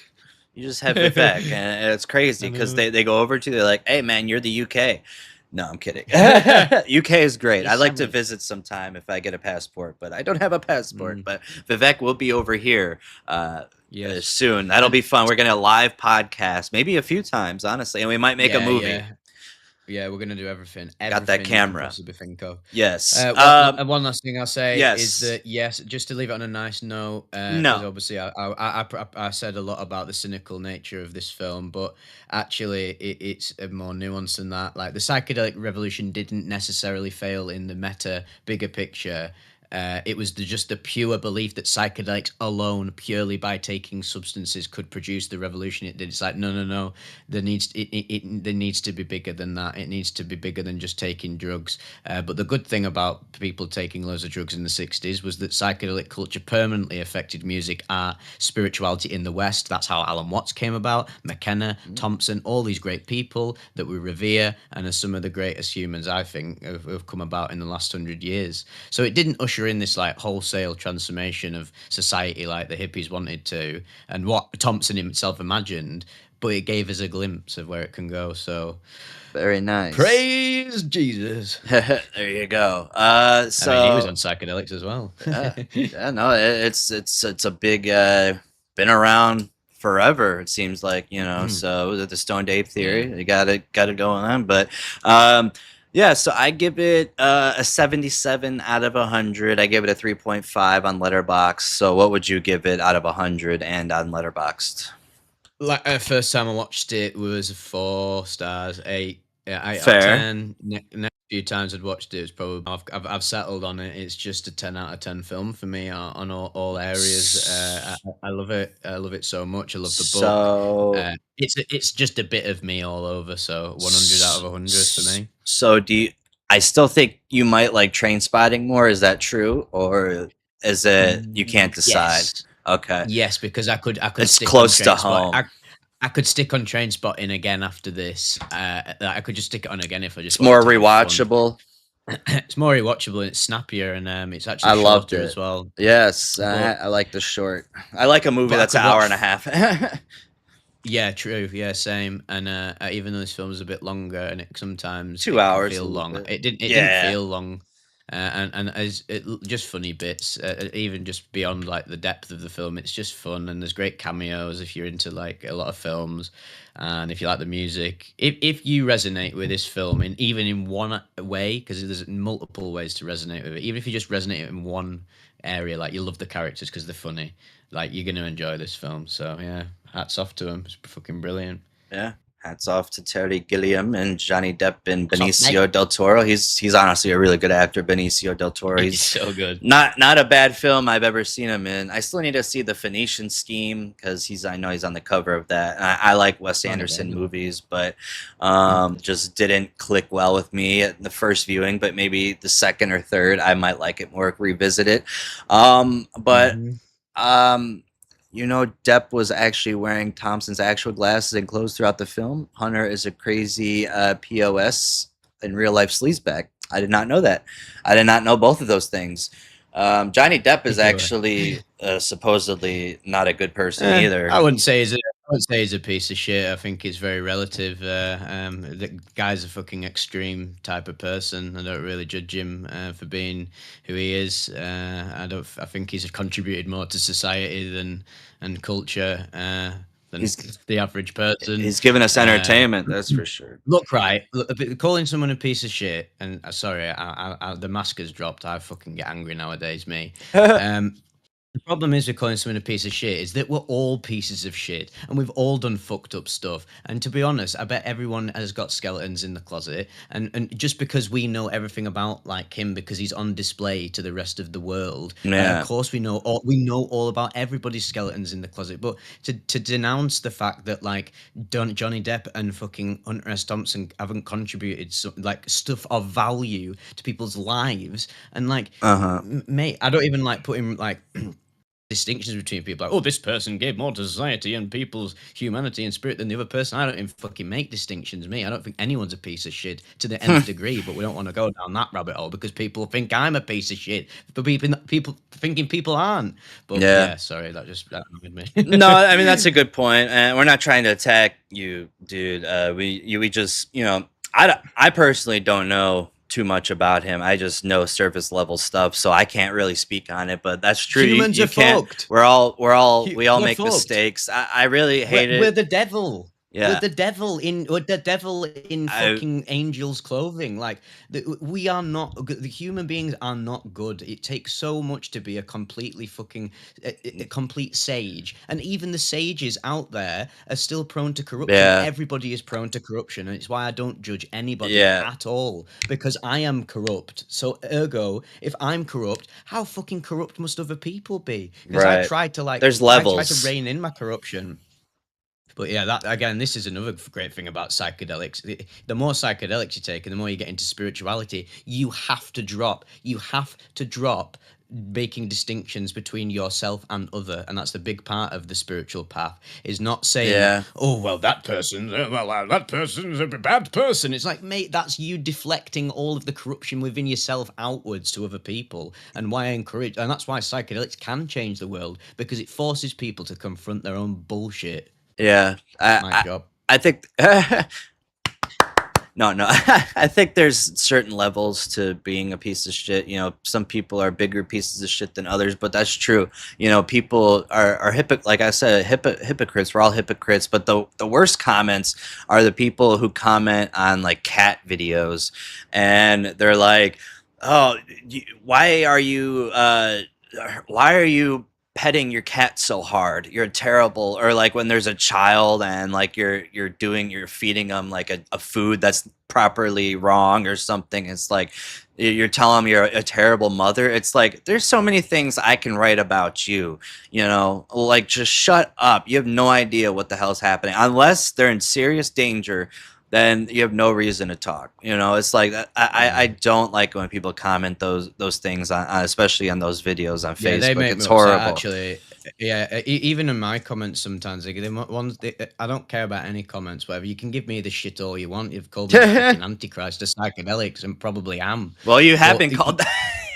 yeah, literally. But Uh, the ones that really upset me is seeing, like, I mean, just randomers in my audience, or even just new Sigma. time, like fresh viewers, where they just judge everybody's life decisions. Like, well, I wouldn't do that, so they Oh, must be a bad person. It's like, mate, yes. people get fucking addicted to smack and ruin their lives not because they Right. want to. It's because it's life, brother. It's a fucking brutal world out there. Like, you don't understand these people's situation, and you know what's the worst part about fucking these trip reports and like people's Yeah. reaction to them when they like when someone's like, well, a bit of background on myself, and then you get a comment saying like, oh, we don't want to hear about them, we want to hear about the fucked up trippers. Like, do you not see that is your corruption? That's You're wanting to hear about another person's suffering for your own entertainment, you fucking moron. I know. Yeah. Let's God, hand it off I'm gonna to be you. fucking. I'm gonna pop a blood vessel. I need to get angry because I'm tired. Give me the, That's yeah, funny. it's producing the adrenochrome and the frontal lobe. No, that's so true though. Like that, those are the worst comments. Getting on there like this wouldn't happen to me, or yeah, you mentioned it before with like, oh, I would never happen on that dose. LSD never does that to me. Like people are so self-centered, and it's like I don't know.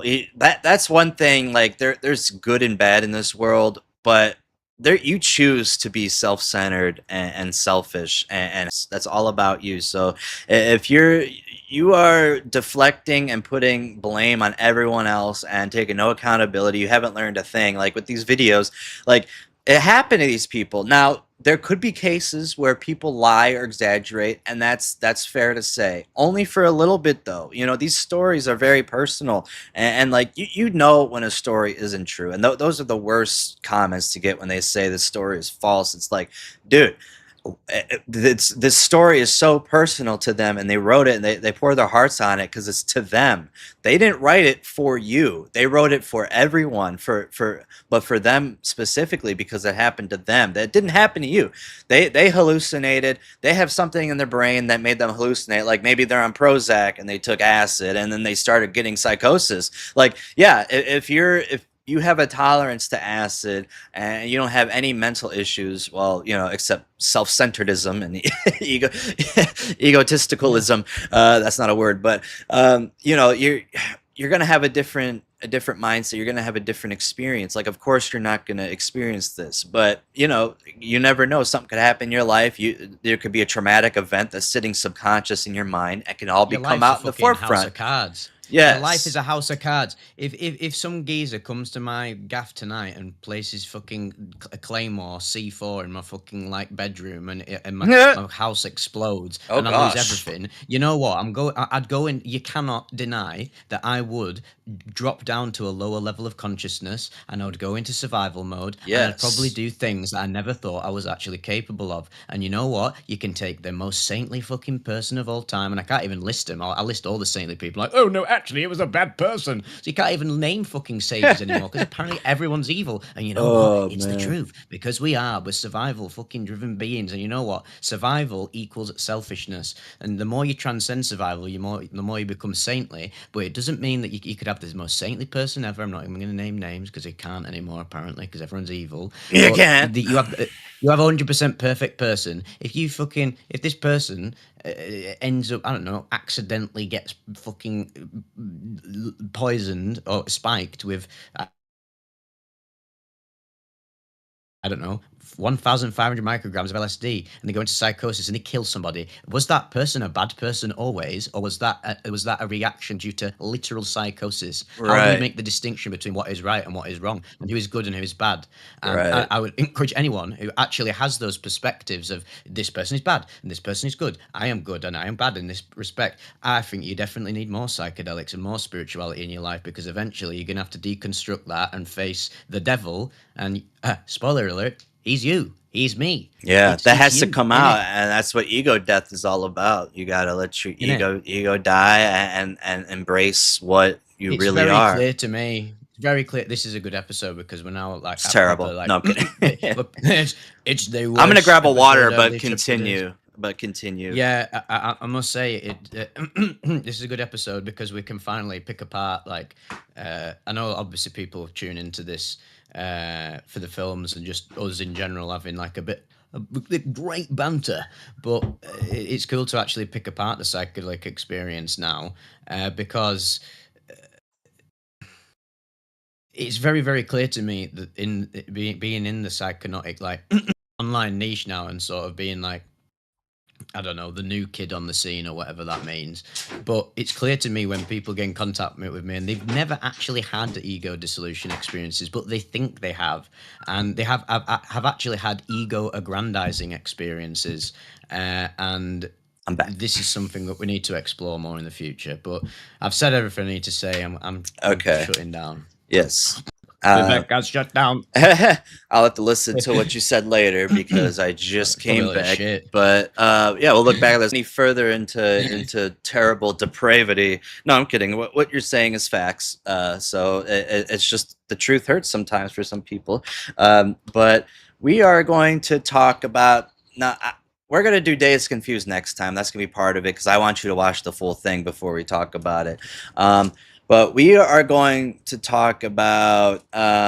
You want to do the pet peeves thing, and Quickly, because I don't have anything to say about it other than I was disappointed. yeah, okay, yeah, because we're not going to spoil New Nightmare because I'm sure a lot of these people probably haven't seen it. But we're talking about A Nightmare on Elm Street, New Nightmare, and I went into this film thinking that it was going to be the second greatest Nightmare on Elm Street film that I've seen, and it's still good in my opinion. I just didn't connect with it again. I thought it was really slow during the whole middle part, and I saw that you agreed with that on Letterboxd. I agree with you on there. The first, it starts off amazing. I'm like, oh, this is great. This could be the greatest Nightmare on Elm Street film ever. But it really, really slows down. But I did like how they used the original soundtrack, the theme, because the Nightmare on Elm Street theme is probably top three favorite themes of any horror movie I've ever heard. So I love it. Shout out Charles Bernstein. But I like what they were doing.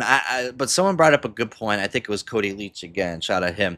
That it was like Wes Craven was tackling the metaverse with this film, and that's why Scream came about a few years after that. He was testing the waters with it, and I really like that he tried this. It was really interesting. That I feel like the concept is way more interesting than the actual movie. And the kid, I never really liked that kid actor. Every movie he's in, I just think he's annoying.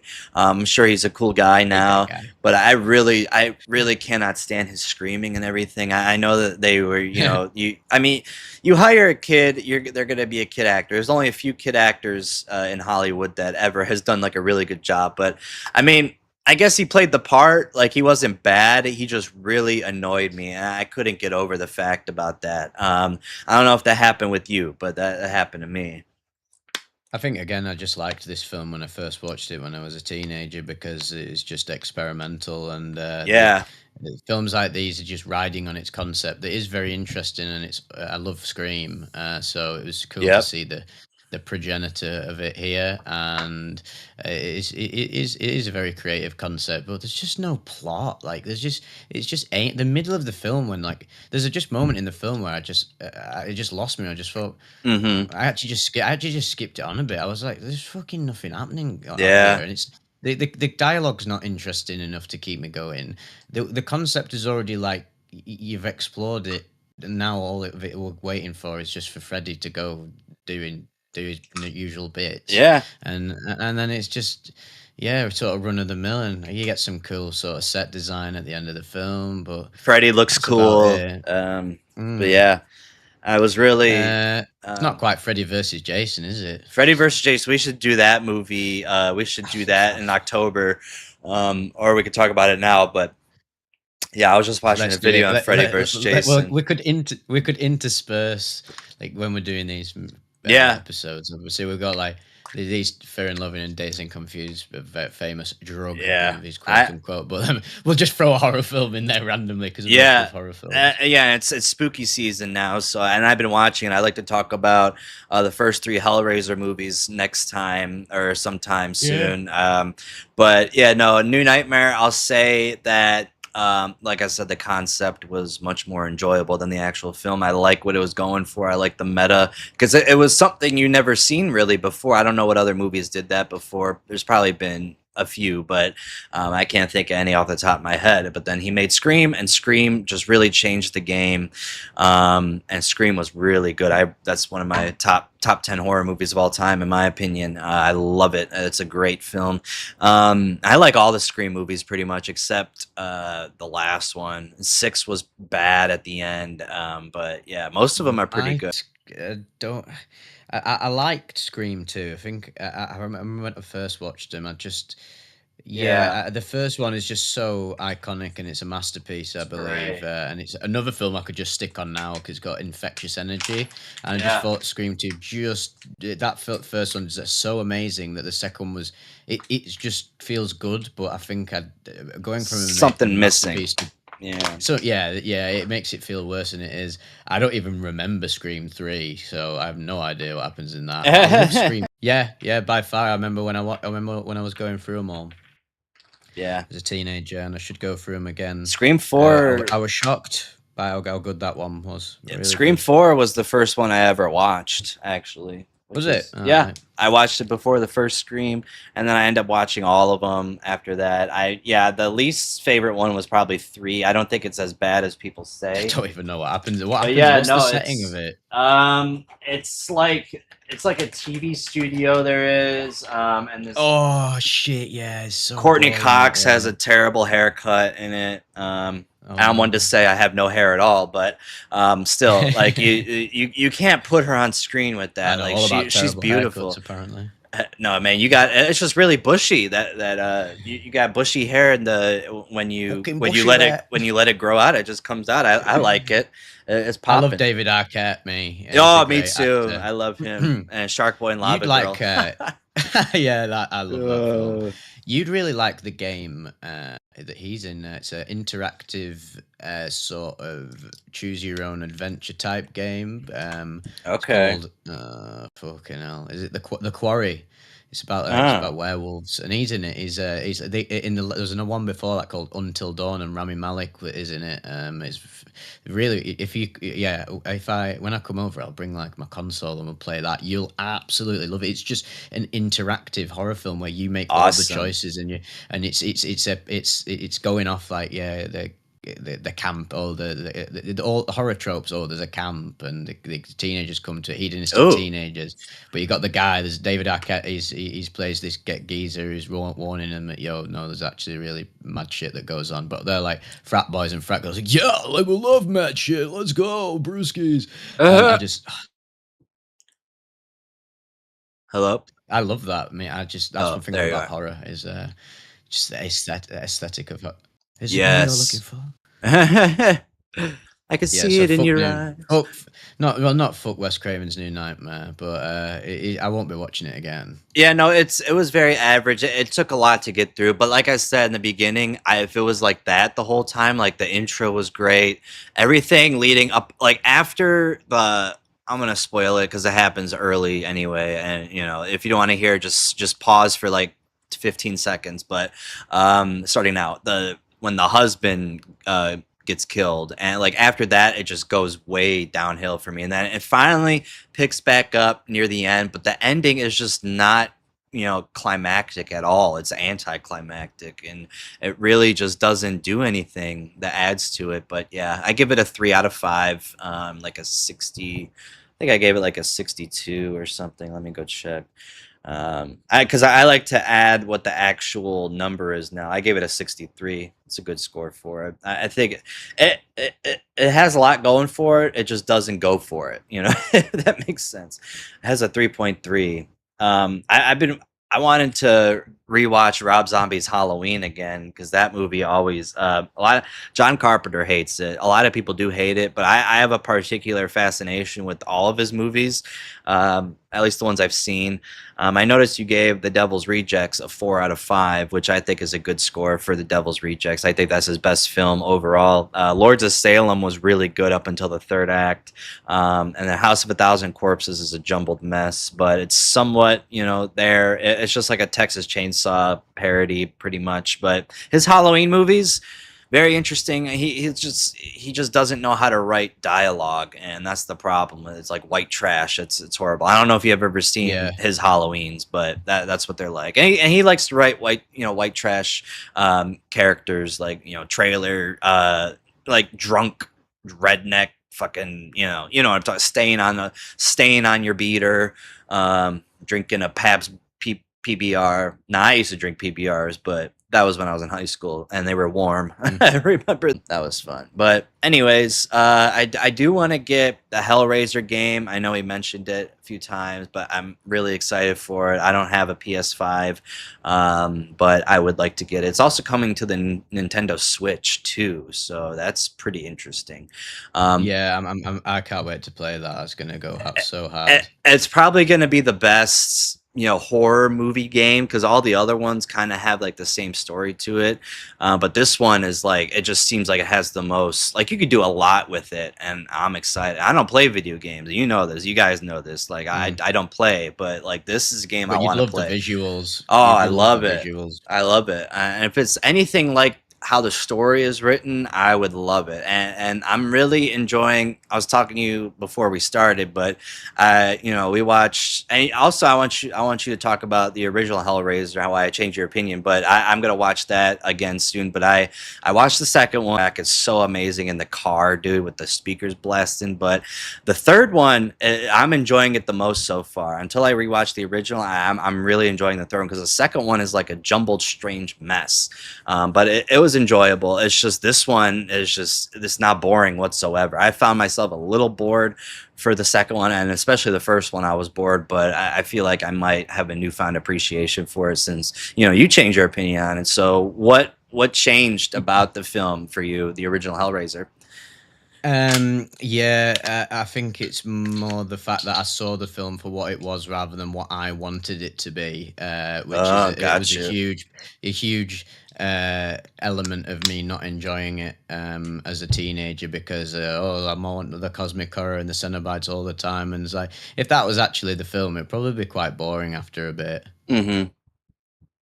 So I actually think it was really interesting, the framing of the film, infidelity and hedonistic desires, and the way that's incorporated into the Cenobites.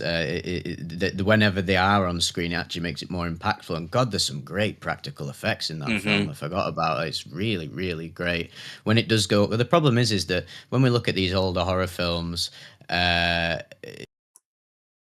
we we have this lens of being spoiled by modern horror films where there is a lot of fucking mad shit that happens in them, and the pacing is often a lot more exciting. And then this was a bit the first Hellraiser is a lot more artsy actually, and it's more dramatic, and that's what makes it more powerful, I think, by the end of it. When the beauty of old horror films and all horror films always have a crazy ass third act. They've got the ending of Texas Chainsaw. Oh gosh. Oh yeah, you just probably saw the that best again one. recently. Yes, but go ahead. Sorry. Yeah, and no, another film I love that. That's great because again, quite an artsy horror film. It was never supposed to be a slasher series, but I'm glad it did become a slasher series because they get very funny. Yeah.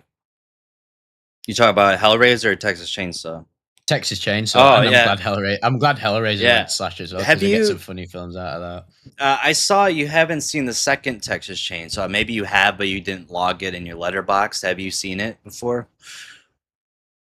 What's that? The Texas Chainsaw Part 2, the original? Not in a long time. Oh, dude, you would enjoy it. That's the funny one, isn't it? You would enjoy like a metal head. Yes, it was. Dude, Dennis Hopper's in it. He plays a vigilante cop who's related to Franklin. I think it was his brother.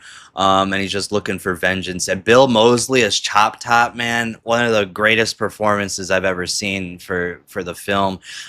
He does such a good job because he's like very sadistic. Like he fits because he got the job because he did a short film called The Texas Chainsaw Manicure, and he he basically played the hitchhiker. And he in the movie, his character is the brother of the hitchhiker, like a twin or something. I don't know, but it was his brother. And it's very it's a sexual wants a girl in the film because she's actually really pretty and she's a good final girl. Like she has a lot of substance to her and everything.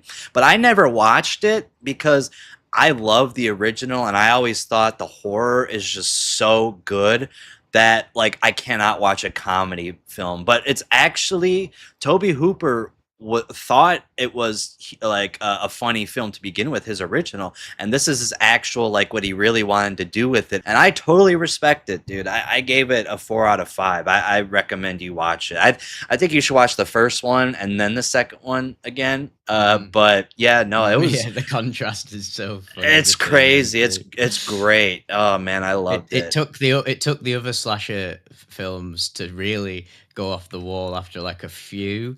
But then Texas Chainsaw just goes off the wall. Yeah, it's the second one. The second one, I love it immediately. And they have the Cramps, Goo Goo Muck in the film, which is always a great song to listen to during Halloween. Have you watched the one with Matthew McConaughey in the Texas Chainsaw? No, I haven't seen any other ones besides the remake and then the remake 2013 or I forgot what it was. And I know I've seen the beginning. 2006, but it was so long ago I can't remember too much from it.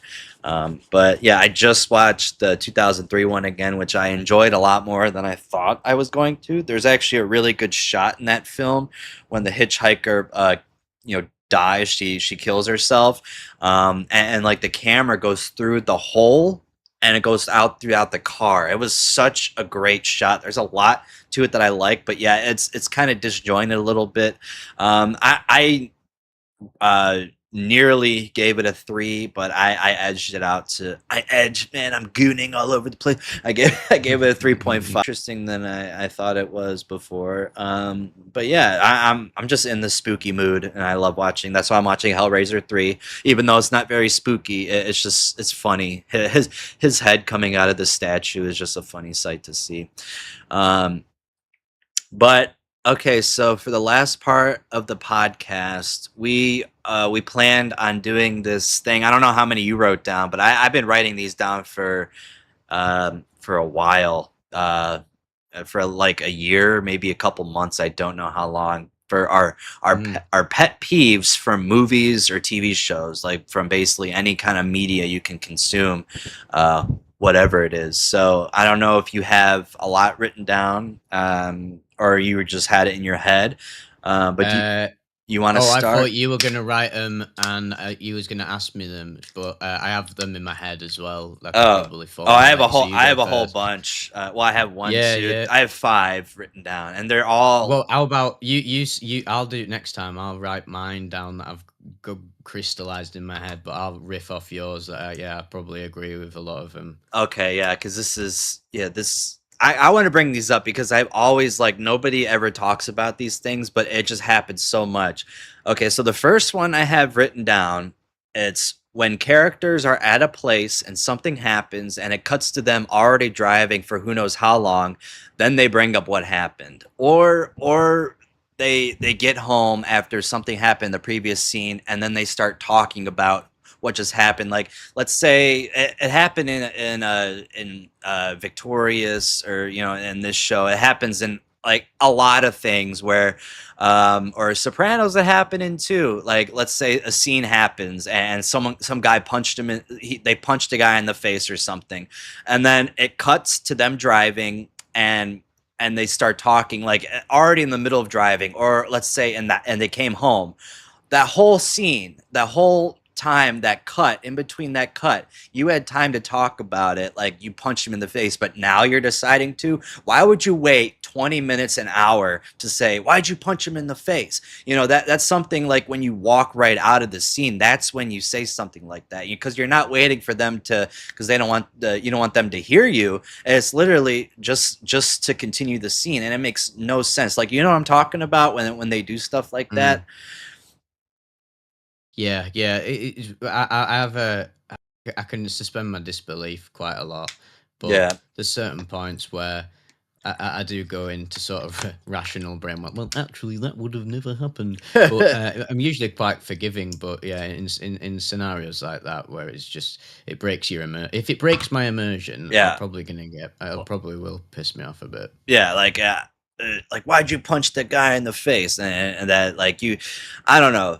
It's just it really pisses me off when I see that, because it happens way too much. It's like that's something you talk about right after it happens, not like you cut and then it goes to the scene and then you're talking about it. It just I'll have to find an example of it to show, because it's you'll see it when it happens. But another thing I wanted to write down, or I have written down, is detectives and cops having nicknames for a sidekick, and all they call them in the and that's all they call him in the movie. Like it's endearing or something, like calling a new person Rook or Boss, Cap, short for Captain. I cannot stand that. That happened in Saw Spiral. That's when I wrote that down, because Chris Rock called the guy, his partner that he was assigned with, Rook. It's like, dude, why are you calling him Rook? Like, call him by his name or something. Like, it's such a cringy thing to hear. I hate it. I hate that shit. Ugh. Yeah, no, I get that. Yeah, I can see how that would annoy you. Yeah. Especially if it's a serious film and it's trying to be serious. Hell, Saw Spiral. They can play into the yeah, I've not seen that, but it looks funny. It's they can play terrible. into stuff like that too much. Yeah. I'll go on to my next one. I got 3 more. So this happens. It just happened in a movie I just watched today or yesterday, when the characters are in a car or some sort of vehicle that needs to be driven, and they say, "Hold on," or buckle up, or something like that. It pisses me off so much. It's like, what else? Like, why do you have to say every time they're in a dangerous driving situation or flying, like, hold on, keep tight, don't jump. I don't know, it's just that it happens so often. Tropey, isn't it? Very tropey. It's the most tropiest and thing I don't mind tropes when they're fun, and whether we use tropes sort of as a it conjoins films together and art together in a fun way, where like, oh, there will be tropes that like, oh, that's fun, but then there's somewhere it's like it's just sloppy writing, and they don't know how to write real humans, and they just go off everything else that's been done. Yeah. That's why I liked Weapons so much, because it was such a realistic dialogue. When Josh Brolin wakes up from his nightmare, he's like, "What the fuck?"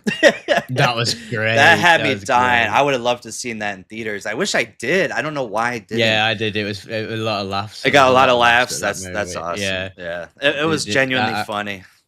I like that film the more I think about it, and I I was can't wait for rewatching it. Resident Evil. Yeah, I was rewatching it the past couple days. I need to finish it again, but it's not because it wasn't entertaining. It's just I'm I have other things I gotta watch. But yeah, Hmm. that pisses me off a lot when they say hold on," or when in Spider-Man 3 when he's like, "Hang on," and then he's like, "To what?" You're like, come on, what's the point of even saying that? It's like it happens so much. But okay, I And then got you've got a whole genre of films that are just modern superhero it's films, always just superhero trope films. simulators. It's always a superhero film when that happens. And I mean, it happens in a lot of films, but yeah, mostly in superhero films. All right, so this next one, when two people are fighting and the person on the bottom is being choked out and looks like they're gonna lose, but then they pick up an item to hit them with, but the person doesn't see them pick it up and they're able to hit them. Like, dude, you're choking out somebody, you're on top of somebody. Let's say that you're actually happening in real life.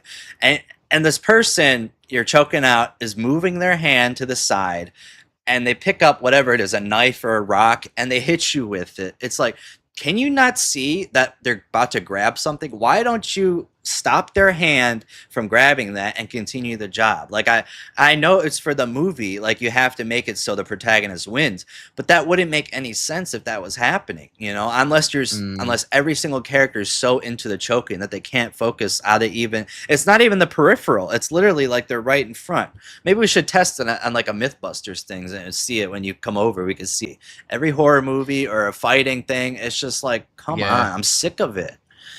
Yeah, again, horror movies are also victim of tropes, but I forgive them a bit more Yes. because horror movies are oftentimes very self-aware and cheesy, unless they're really like Freddy versus self-serious. And Jason. Yes. yeah. Freddy versus Jason is full of tropes, but like that's what makes it so good because it's the 2000s and encapsulated. And I love that movie. Oh, I love it. I can't wait to talk about it with you. Maybe we Just could watch it fun. when you come over or something. Um, Mm, yeah, we got a lot to watch. my last one I have on here, and I actually just wrote this down. It happened in New Nightmare, and it happened in Sopranos. Tony did this a lot. When people take pills and they don't drink water with it, like, what are you trying to prove to me that your throat is moist enough to down your prescription? Like, I cannot stand it. Who the fuck takes a pill without water? Like, you like it happens so often. My Like, my friend literally so came round stupid. 2 days ago, and he had some paracetamol, and he had it without water, and he always takes pills without water. He just dry Oh swallows well, them. He's a beast. that He's like the well. Dr. Gonzo of my life. Well, if that's the case, then I guess. But like, it happens so often. Like you'll see it, in any It's not a time. very common thing, is it? Really? It's not common in real life, no. They put their fist up to their neck to show that they're swallowing it. Like that those are the kind of stuff. I know these are very specific things, but I notice it way too much for it not to be specific. So those are the Mm. things that I have my pet peeves. But yeah, hey Trip, do you record that slide guitar in your intro? No, but I did do the guitar at the end. That's just an E chord progression from Melissa by the Allman Brothers Band. I just did the Fireball. I leave that in all my description boxes for my Yeah, it's great. videos constantly. And there's actually a few videos where people just sectioned it out and actually slowed down the whole song. So you can just look up Tales from the Trip intro. You'll find it, the whole thing. But The yeah. VIP remix. But Yes. obviously, you're big. Well, you're big into your guitar, aren't you? Like you when I we first used to started be. talking, you were Yeah. smashing it. Uh-huh, I was. I had that. Remember that heavy metal or hard rock intro that Yes, I had at the yeah, beginning? I had to stop the doing it OG. because people were waking up from it. So I had to Yeah. make. That's why I changed it to a pedal steel guitar smooth intro because I want you. I like to because most people sleep during my videos and I gotta appease to the main crowd, so I can't like have loud noises. I gotta Yeah, actually this is soothe where them I into have a it. bit of struggle because I love personally I like making mine as like atmospheric as possible, and sometimes it requires strange noises that may like wake people up. But I also respect the fact that, like, you know what, actually going back to being recognizes Vivek out and about. The majority of people who I speak to IRL, I don't listen to Vivek for sleep. They like sit down and listen to it and like absorb it, or like get immersed. And I Yeah. think that's like that's becoming more prevalent now. I've noticed. Uh-huh. And yeah, so I'm having to like cater to both sides and find a balance. Right. But I do feel sorry for the people who listen to the trip reports that I've made very atmospheric and there's a crazy ass noise, or like I do a weak voice and they're like, no, I'm just trying to sleep, and I'm like, Yeah. oh well, you got to try and find the way to appeal to both without Right. like losing the essence of it. Right. Yeah, you gotta find a balance, like we were just talking about the balances, you know? So, yeah, I mean, that's what you gotta do on YouTube, like, you can't just always do what you want, like, I have fun making videos, I like doing it, but there's some videos where I, like, force myself to make it because people enjoy it more, you know, but I do enjoy reading there's a lot of stories I do enjoy reading, I honestly, I really prefer the alcohol videos out of all mine. I love reading alcohol stories because it's such a personal thing. Like a lot of people have either are alcoholics or there's one in their family. Like they know what it's like. It's such a common thing. And the videos do so well. And it's just fun to do. That's like one of my favorite ones. Datura, I really liked at the beginning. It's just I read them now and they are entertaining still, don't get me wrong, but you know, I've done so many and everyone always asks me to do one. It's like, you know, there's so many other things I could do. So yeah. There's And also not a lot of them. There's also not a lot yeah, of Datura reports because they're very hard to. It's very hard to we've read write them a all. report on a Datura experience. Yeah, Yeah. we've read pretty much the majority of the most iconic Datura reports, and the any that aren't like ones that come into Erowid, or some that have slipped under the radar, or I get them from like random ass sites. Like I found one of my most popular ones was I found it on this. It was a Polish site. Mm. Can't remember which one it was, and it was written in Polish, and I had to translate it the best I could. And sort of that was Oh one where I yeah. did have to sort of tamper with it a little bit, Uh-huh. just to make it make sense. But that was interesting because I thought, wow, I've just stumbled upon Datura Gold lad, and that was interesting. But to be honest, the deliriance and stuff, the nature of the delirium experience is so fucking difficult for you to actually like articulate that versus. Right.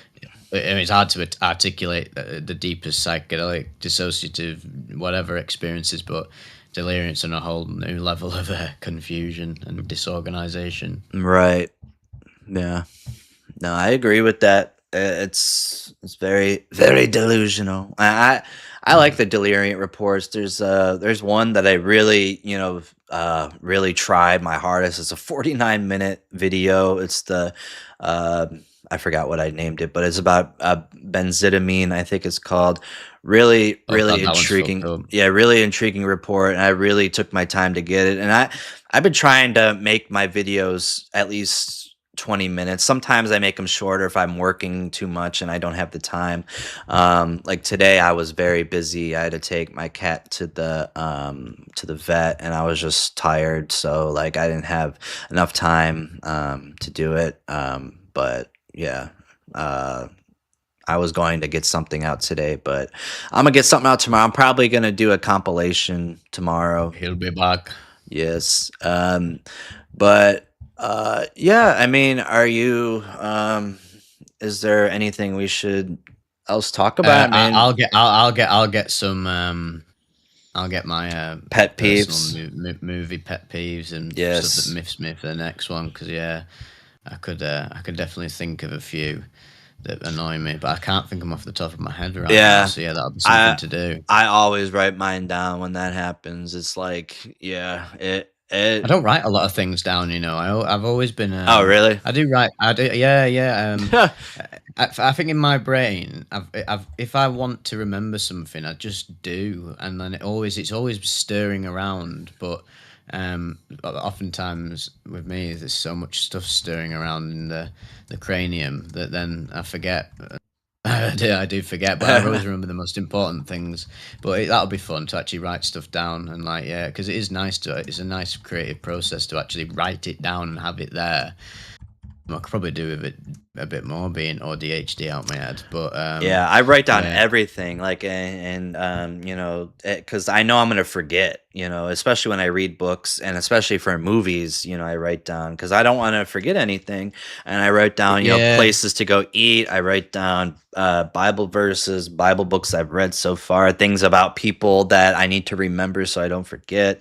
that's cool. Yeah, Um, it's interesting how other people's brains work, and like, yeah, I'm making that, I'm writing that game, and I guess nice. anyone, I sort of forced myself to write stuff down. I've not even gone back to my writing sheet, like all the information that I need to know, because I'm so attached to that project that I'm always thinking about it, and I'm always I like know the entire plot in my head. I don't even need to write it down. And one thing I don't like about writing stuff down, from my own perspective, is that sometimes I feel like I'm subconsciously locking myself into what I've written down as the apex of what it should be. Like, this is how it's going to be.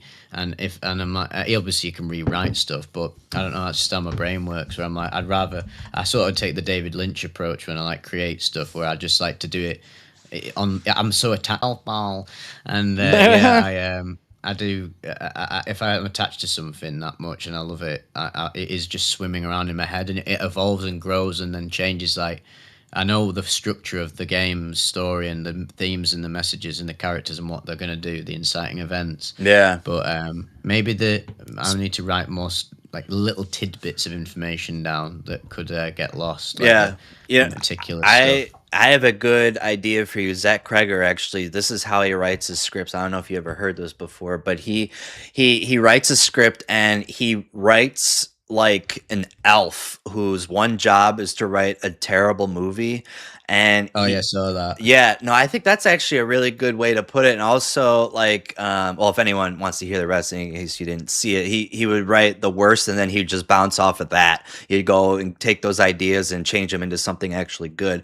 But what I think it might be good to do is just, you know, you need to get, first off, you need an outline. You need to get like the beginning, middle, end, and then as you're going, you know, maybe write different plot lines that go like maybe this can happen or this can happen, this can happen, and then you just keep on going the branch until you get to the end where it's all together and you chose this one path. I think that might be good. Easier said than done, but yeah. And then I also wanted to mention I want you at Camp Miasma. That was Oh yeah, I'm intrigued. surprise of the year. Well, other than Obsession, of course, but that doesn't count because that's like the biggest surprise of all time. But yeah, that movie was great. It's a play on Friday the 13th and sleepaway camps like style, and it's really just a All meta. right. It's yeah, they actually, you know, involve Friday the 13th, like the same. It's the same font as Friday the 13th, and it's basically she made I Saw the TV Glow in another film. So, but because this is like part of her spiritual trilogy, and this is the third one. And I haven't seen the other two. I know there some people really like them, some people really don't. But this movie was amazing. I was so intrigued throughout the whole thing. I gave it a 4.5 out of 5 because I Mm. really enjoyed it. Connected with me, but I know it won't connect with everybody, and that's why it has a 3.8 right now. Because there's people who aren't going to connect with it, especially if you're not an open-minded person, you're not going to like it for sure because it deals with you know, LGBT you know, trans stuff, but I think it tackled it really well. And in finding your sexuality, like what's your, like the whole thing was finding, you know, like how you want to be pleased in life. And yeah, All right, so it's a lot more layered than I thought it would be. very layered. It's a very layered film. If it's playing in the UK, it might not be playing in the UK. I don't know, but if it is, you should definitely go see it. Well, Alex from IHE saw it, so you might be able to. I don't. I would go check it out if you haven't. And you still need to see the Odyssey, right? You haven't seen that yet. Yeah, I don't know if I'll be able to catch that in the cinemas, unfortunately. I Yeah, mean, I could go and watch it in my local cinema, but I mean, I think I'm just gonna probably wait until it comes out on streaming, and fair. watch it on my big TV, where I'm like, you know what, I'd rather watch it at home in like the highest quality Yeah, rather than. And I want to go to the IMAX and watch it. No one yeah. wants to go to Blackpool because I told you it's hell on earth. Yeah. It's like the Sin City of the Northwest. And yeah, I don't know. I can't really bring myself to go and watch it by myself, even though I'm interested. But yeah, I think I'll still like that film as much as I would in cinemas versus at home. I'm still going to appreciate it. Yeah, it'd be nice to have the extra flavor of the IMAX and the immersion. But to be honest, that to me is all flair. And if I don't actually, what if I go and I'm like, yo, I don't actually fucking like this, and I've got to see it for 3 hours? At least at home, I could probably watch it with other people and make something out of it. You know what I mean? Yeah. No, that makes Also, sense. X3VXOU, you say you can't hear me, but I am actually on the recording, so I don't know what's going on there. You I am can't actually hear here. back. I Oh, am yeah. here, but I've listened to it back. I am here. Oh, yeah, I'm here. people Hello, can. it's me. Hello, I'm here. Okay, it's completely terrible. We're here. We're queer. Get used to it. No, it's crazy. I've seen 3 queer movies this year, surprising. They've all been really good. I saw Pilion. Adam Johnston, really liked that movie. I gave it a 4. That's definitely for only a certain type of people, but I appreciated it. It's a BDSM film, take a domination. It's crazy with Alexander Skarsgård. He does such a good job in that movie as the I love him. dominatrix man. And then Leviticus, I think you would like that movie. It's a little too much like It Follows, but I like Right. it's a really sad story, quite like Is it it's a really horror sad. film? Yeah. It's a horror film, yeah. It's on Alright. you might be able to stream it somewhere. It's really good. And then yeah, Teenage Death at Camp Miasma has been my favorite. So I'd go Teenage Death at Camp Miasma, and then Pilion and Leviticus is kind of interchangeable. I think the rewatch value for Leviticus is higher, but Pilion is Supernatural horror film. I love it when a film has like multiple genres. yes, and it's really sad because the whole plot is that basically it's to try to de-gayify these people, these dudes. And the guy from Talk to Me is in it, Joe Bird, which he did a really good job. It's kind of similar to Talk to Me a little bit because he actually I know you like that movie from your review. But you couldn't the characters you didn't connect with as much. I didn't What film's that again? Sorry, I missed that. Talk to Me. Oh, yeah, that film's fucking great. Some of the horror things in that, and to be honest, I actually acknowledge that the whole point is that the film's characters are not supposed to be very likable, and that's what makes the horror so good. Yeah. But it just meant that I couldn't actually fully like empathize and connect with them. But that's what made for a very entertaining horror film. It had some really twisted imagery that I like. I loved it. There's similarities from Talk to Me and Obsession. My favorite I part. prefer Talk to Me to the other one. Really? Then Obsession? the next one. No, not Obsession. The next film after Talk to Me by the same guys. What's it called? I can't remember. Bring Her Back. I haven't seen it. Bring Her yet. Back. You like that one? I liked. I thought it was like a 6 or 6.5 out of 10. I was like, oh yeah, I'm glad I watched it. Won't watch it again. I'd go back to Talk to Me because I preferred the horror in that film. Even though in Bring Her Back the characters were better, Talk to Me had better horror. So I found it more entertaining. Yeah, I haven't seen it. Really surprised me, that film. Talk to Me. Yeah, good. I watched it last year or earlier this year. I can't remember. Wait, when did I log it? I forgot. But yeah, no, I really like the one scene from that movie when Joe Bird, the main kid in that movie, when they get a vision of him in hell or whatever that was, where they're being stored at. That scene was actually really, really creepy to me. Just thinking, and it's similar to Obsession, where you want to talk to her, and Nikki's just screaming on the phone. Like that's what I got from it. I feel like he definitely got inspired from that for sure. But that part was really good, and it was actually an extended scene. They just had to cut it to make the MPAA ratings right. All right. So, yeah, really good movie. I really liked it. I really liked it. But yeah, is there anything else you want to add? Should we just go through the questions and then head out? We're not done Dazed and Confused. Oh, I was gonna do that the next time when you watch the whole thing. Let's do it because I've not watched the full thing and I would prefer to actually get to briefly say what I've watched. Oh, okay. I instantly instantly connected with it more because of just the life I've lived, and I've had more of life. And the only reason I watched Dazed and Confused when I was younger is because I just was in the cinephile moment of my life where I'm gonna watch all the films, and I'll just go on IMDb top 250. I think it's there, and it's just again osmosis film. Everyone knows about it, and you forget. I always forget that Matthew McConaughey's character is not the main character. It's just Yeah, he's just the no. most iconic part of the film. All right, Uh, all right, all right. so I think that's what might have like put me off it a little bit when I watched it when I was younger, because I think I was literally just watching it for Matthew McConaughey because he's one of my favorite actors. Yeah. And that's another thing I can say about like Hellraiser and about why I appreciate that now at this point in my life, because I'm giving the film what it deserves, what it is, what not what I want it to be, and what I want out of it, and what I want to see. So when you remove that expectation and you just give it a chance. I mean, this fucking dialogue in Dazed and Confused already is just brilliant. The writing's great. Yeah. It absorbs me again back in a parallel to Fear and Loathing. It absorbs me into the 70s in a good way, because it's a very wholesome movie about coming of age. Sick soundtrack, again reminding me about how much I love 70s rock, and I forgot. Right.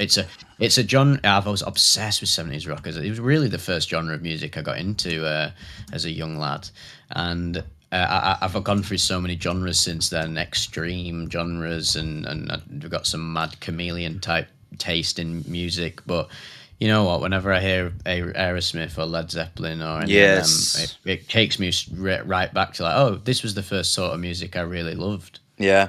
What's funny is that they, since the movie is called Days Confused, it was, they named it after the Led Zeppelin song. They couldn't use Led Zeppelin because they were charging too much for it, or they just didn't want them to use it with their likeness. But that would have been cool if they added some Led Zeppelin songs in there. But I like it. It's so funny that was like the music of the youth back then, and the music of the youth now is so different and reflective of the world we live in. And it's not even better or worse. I personally think it's worse, but that's just my personal opinion. But there's value in modern music. Of course, we're not saying it is better or worse, just better or worse for me. I don't think there's any objectivity to it. It's just different for different times, and the zeitgeist. But the zeitgeist right now is excessive hedonism and materialism and consumerism, and yes, the most popular music reflects that, really, because that's the consciousness that we're operating from. And back then, there's a lot more. I don't know, a lot of people criticize Led Zeppelin and Aerosmith about the lyrics and stuff now, but and about how like sexualized it is and everything. But you know what? Those, at least, I don't know, there's some poetry to it, definitely. And you know what? A lot of songs about love and sex and fucking love, aren't they? Really, it's all about it. Love twice. But the one, the things you should criticize before are completely different than what they actually did. Like, all those rock bands, they didn't technically steal, but they kind of did. And they, everything was built from African Americans who, made the blues and jazz. Like they started everything. Everything can be traced back to the Delta blues. It's just so like, I'm a big fan of the Delta blues, so I appreciate both. I like how rock built on that, but like you hear it in their soul, like with the blues, like, because that music is their pain being brought out with their music, and the guitar can speak their pain. That's what I liked about Sinners so much, because the blues aspect to it had the music right, and the scene in that film where they're in the thing, the building, the barn, and it's interchanging from early music and then it goes to EDM. That is one of my favorite scenes of all time in anything, because it's such a powerful thing. It's simple, but everyone should be able to understand it. But it's like still really deep, even though it's a simple thing to understand, which I really liked. I need to rewatch I didn't love that movie, film. No, I understand. I appreciated it, but again, it's another thing where you've got to be honest with yourself, is that my connective tissue to what that film's going on about is not as strong as it would be for other people. Yeah. And that's another thing where I was like, I know I'm watching this and I just want to see vampires. So I already set myself up for not enjoying it. But I would never say it was a bad film, because it's just not. And that scene scene struck me as like, oh, this is actually very creative. Mhm. I do think it gets glazed though. That film, I think films do get over glazed in terms of like Yeah, socio, I like don't the socio politics and stuff. yeah, And I'm never I a politics I type person. Films should be political, and they yeah. can be. Like saying art can't be political is fucking small brain opinion. But Mhm. there is super glazing for that film from the Oscars. Like that film did That's not the need to get all of problem. them Oscars. It's Yeah, fucking no, ridiculous. they were apologizing on their behalf of the history of the Oscars, and they're doing they're giving them awards because they felt bad for not. Well, they don't feel bad at all because they wouldn't do that. They wouldn't give them so many. Like they would throughout history, they would have awarded these people or given them more chances. But to give them how many was it? 14 nominations. That's crazy, and that's not the film's fault. That's not the people involved's fault No. for getting that. It's That's the the Academy's problem. fault for And being pandering yeah, bastards and and trying to change society. Like we're gonna change society through film. It's like the film already does the fucking talking. Like right, you're a fucking a board of like big wig fucking snobby pretentious like film yeah. critics and celebrities and billionaires. Like you're not fucking helping anyone by giving it loads of awards other than maybe people will go and watch it. More people will watch it. But everyone was gonna watch that anyway. It was the big film of the year, and yeah, that's what that has a little that's a pet peeve for me where I can get affected by that where the academy is sort of glazing of and it always is oftentimes and the zeitgeist of like black Americans and it actually I think it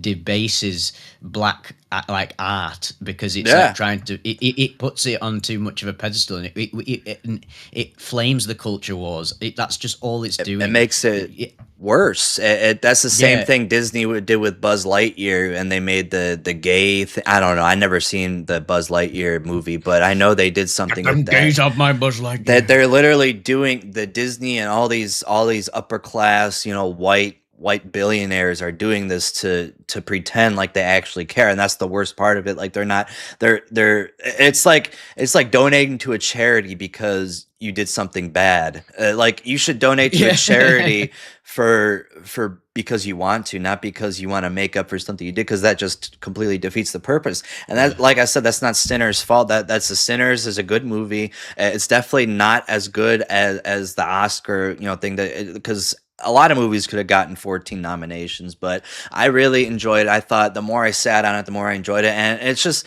it really like, I noticed this with especially with black people who watched the film, they enjoyed it a lot more than white people did because it was So for they should as them. well. It's for them, that it's a Yeah. movie for them, and it's good that they did that. Same with Moonlight, it was like that. That was a movie for them That's that another won. film I just didn't get because it's just I not for love that me. one too.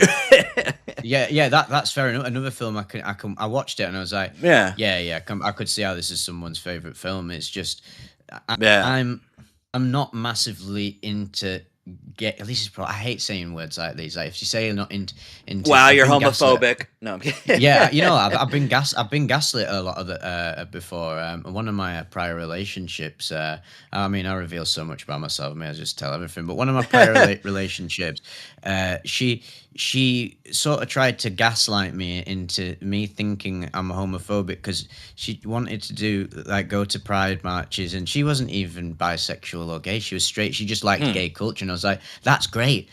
I like fucking Japanese culture. She hated stuff like that. I would never Huh. force her to go to Comic Con or do that. I respected that. But then, because I don't want to go to a gay bar, automatically I'm homophobic. Because well, you wouldn't go.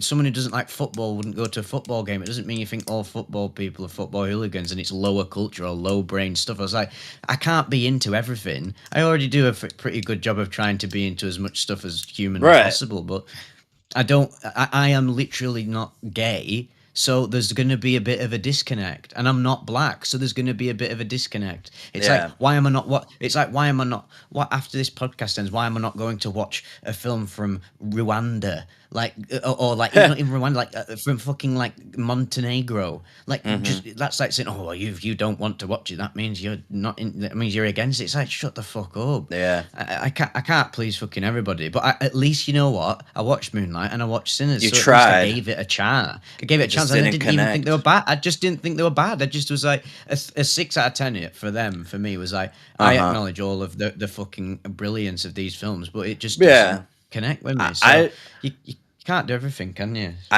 yeah, no, I agree with you on that. People are like white knighting and stuff. They like to pretend to be this like big old thing, like just like how Disney is, and your ex who wants to show that they're like there's something that they're not, and they want you like asking you to go to a gay bar. That's pretty crazy, because then you're gonna go there and like you're straight, so there's no point in going there. But like And it's not like I can't be around it either. It's like it's just all of this fucking like gaslighting and some assumptions. It's like, and the funny thing is I went to the gay bar and I just oh was wow. like, well, first of all, I don't like the tunes, and like and all I can really do is chat shit to people. But after a bit, I'm like, well, I want to go and listen to good tunes. I mean, not even good tunes, just tunes that I want to dance to. Like I like all the tunes in the gay bar; they were great. But like, if I want to get down, I want to get down to tunes that I resonate with. It's like, yeah, I don't know. It's just another strange one. Yeah. Vivek doesn't like Friday the movie. What's that? Friday. Oh, with Ice Cube, and the other guy. Is You that you what? might Is that a classic gay film? no, it's a African American movie. Oh no, yeah, I've seen that back in the day. Yeah, Uh, no, mate, yeah, I don't know any other I Friday absolute, movie. But I love the black culture that I interface with. I love Black Dynamite. Is literally like the funniest film I've ever seen in my life. I that love actually went the down for Boondocks. me. Really? Yeah, Oh, what a I gave it a shame. 4, but I went down to a 3.5. I still liked it. I just don't like. I thought it was funny, but as much as I thought it was really well done. I love what it's going for, but definitely Garth Marenghi's Dark Place is the best parody for anything that ever existed. That show, that miniseries, whatever you want to call it, had me laughing the most out of anything I've ever seen before, because it's just such a great thing. Mm. But yeah, another Ryan Coogler film you might like is Fruitvale Station, because that's actually such an emotionally strong film. That movie Forgot about that. made me bawl my Yeah. eyes out, because it's a true story. It really happened, and it's still happening to this day. Him and Michael B. Jordan are good He's a good collaborators, actor, and Yeah, he did a he's. really good job as Smokes and Stack. Smokestack Lightning. Darth Marenge is so Mm. good. Yeah, you mean Garth Marenge? Yeah, Darth Darth Merengue. Vader. Did I ever Yeah. tell you the tale of Darth Merengue the Wise? But I've been watching. I watched. I think I mentioned it to you, Man to Man, or One on One with Dean Lerner, the guy who Rick Iotti portrays. He does, man. He is so funny. He wrote the show, I think, and you were doing an impersonation of one of the guys, and I wish I could describe how he sounds, but you did an impersonation that sounded just like Mm. Matt. Wait, Matt Berry. If you want to look up Matt Mm. Berry, dude, in that show, I think that's how he talks in general. But dude, he was one of my favorite characters. He was named Sanchez. He is so Is he funny. British? Yeah, is he Yes, he's English? Oh yeah, British. he's in What We Do in the Shadows and the IT Crowd, isn't he? Oh, he was in What We Do in the Shadows. Oh Yeah, that's where wow. I mostly recognize him I saw from. that in theaters when that came out, but oh wait, I'm gonna be right back. I'm gonna grab this. I went to this comic book store. I found a Pinhead comic. I'll be right back. Oh my god, sick. Thanks for tuning in tonight, folks. It's been a great Trip Sitters episode 29. The next one, it might be on my channel. We alternate between our channels just to switch it up a bit, because we have a lot of a crossover audience as well. So it's always kind of we like to experiment I'm back. with strange styles. Yeah. Is it an official Hellraiser comic? I think it was created by. Wait, let me see. Where is that? Clive Barker's Pinhead, the first pain-packed issue. It is so cool. Oh, dude, this is awesome. Yeah, it That's says. cool.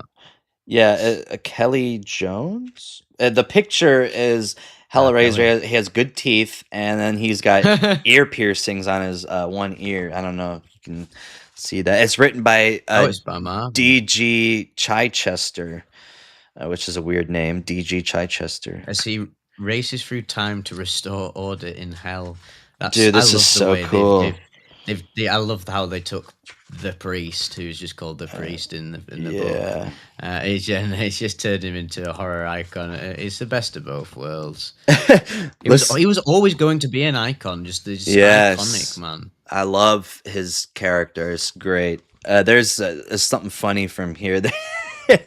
He says, "There is the stench of chaos." It's such a great of all varieties, and I always I always liked the horror movie icon expanded universe comic books like Alien and Predator, and then they had a bunch there. Ooh. You know that there's supposed to be a sequel to Freddy versus Jason, and it was supposed to be Freddy versus Jason versus Ash, and it didn't. It didn't end up seeing the light of day, but they made a comic about it, and then I think I don't know if this exists, but I think they were going to make a Pinhead versus Ash versus Leatherface versus all of them.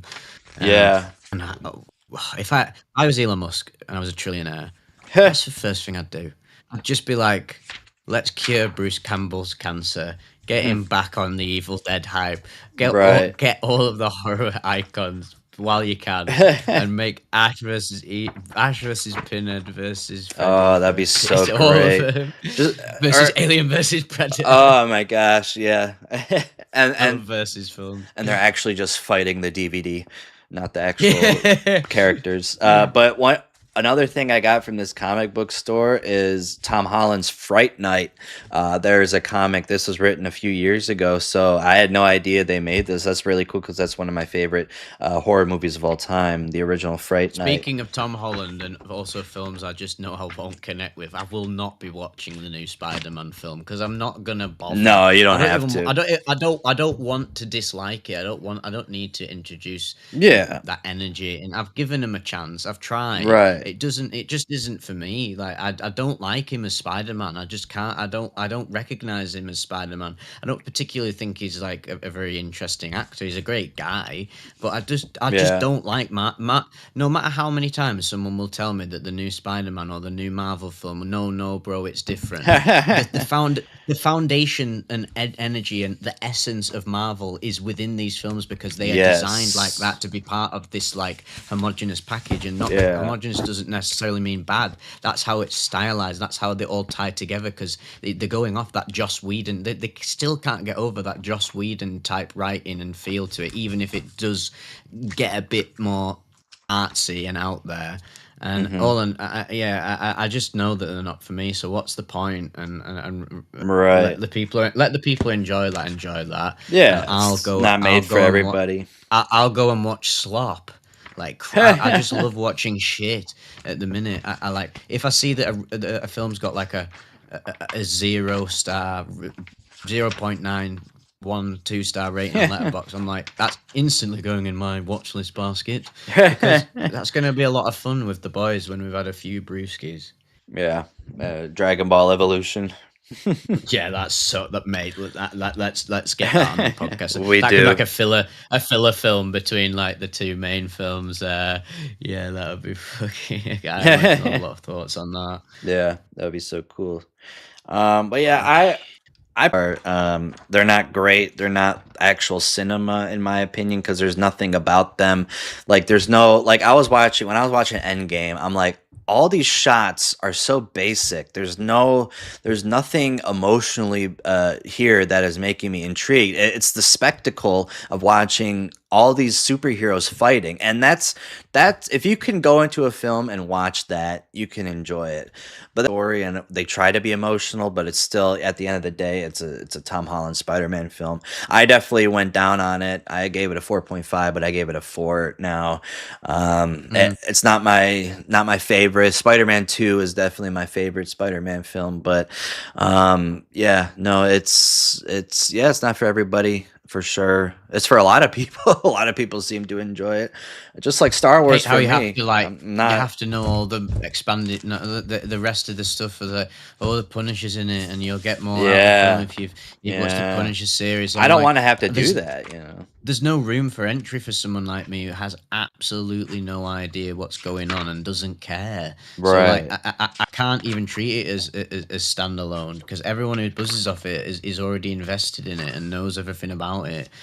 And yeah, can't be bothered. But I might check out the Amazing Spider-Man, the Amazing Spider-Mans Yeah. with Andrew Garfield because that seems a bit more trashy and some. I think I'd enjoy that more. Yeah, a lot of people don't like those movies. I like them. I think they're. I just like Spider. It's hard for me not to like Spider-Man, but yeah, no, Yeah, you he's my you should favorite definitely. Marvel superheroes. Yeah, He's he's got great. loads of I great, always great villains. I always like the Hulk because the Hulk is just like he's scary. Like they need to make a horror movie with him, but they can't because well, they wouldn't do a horror film, but the contracts between, studios, Marvel and Universal or whatever, they just can't make a deal together and they're not working out Does the just Hulk have a film within the MCU that's just a Hulk film, or is he just just incorporated that. into the other? Well, I think they wanted to do Edward Norton, the 2008 one, but then they switched to Mark Ruffalo in the Avengers. But yeah, he hasn't had a singular Hulk film since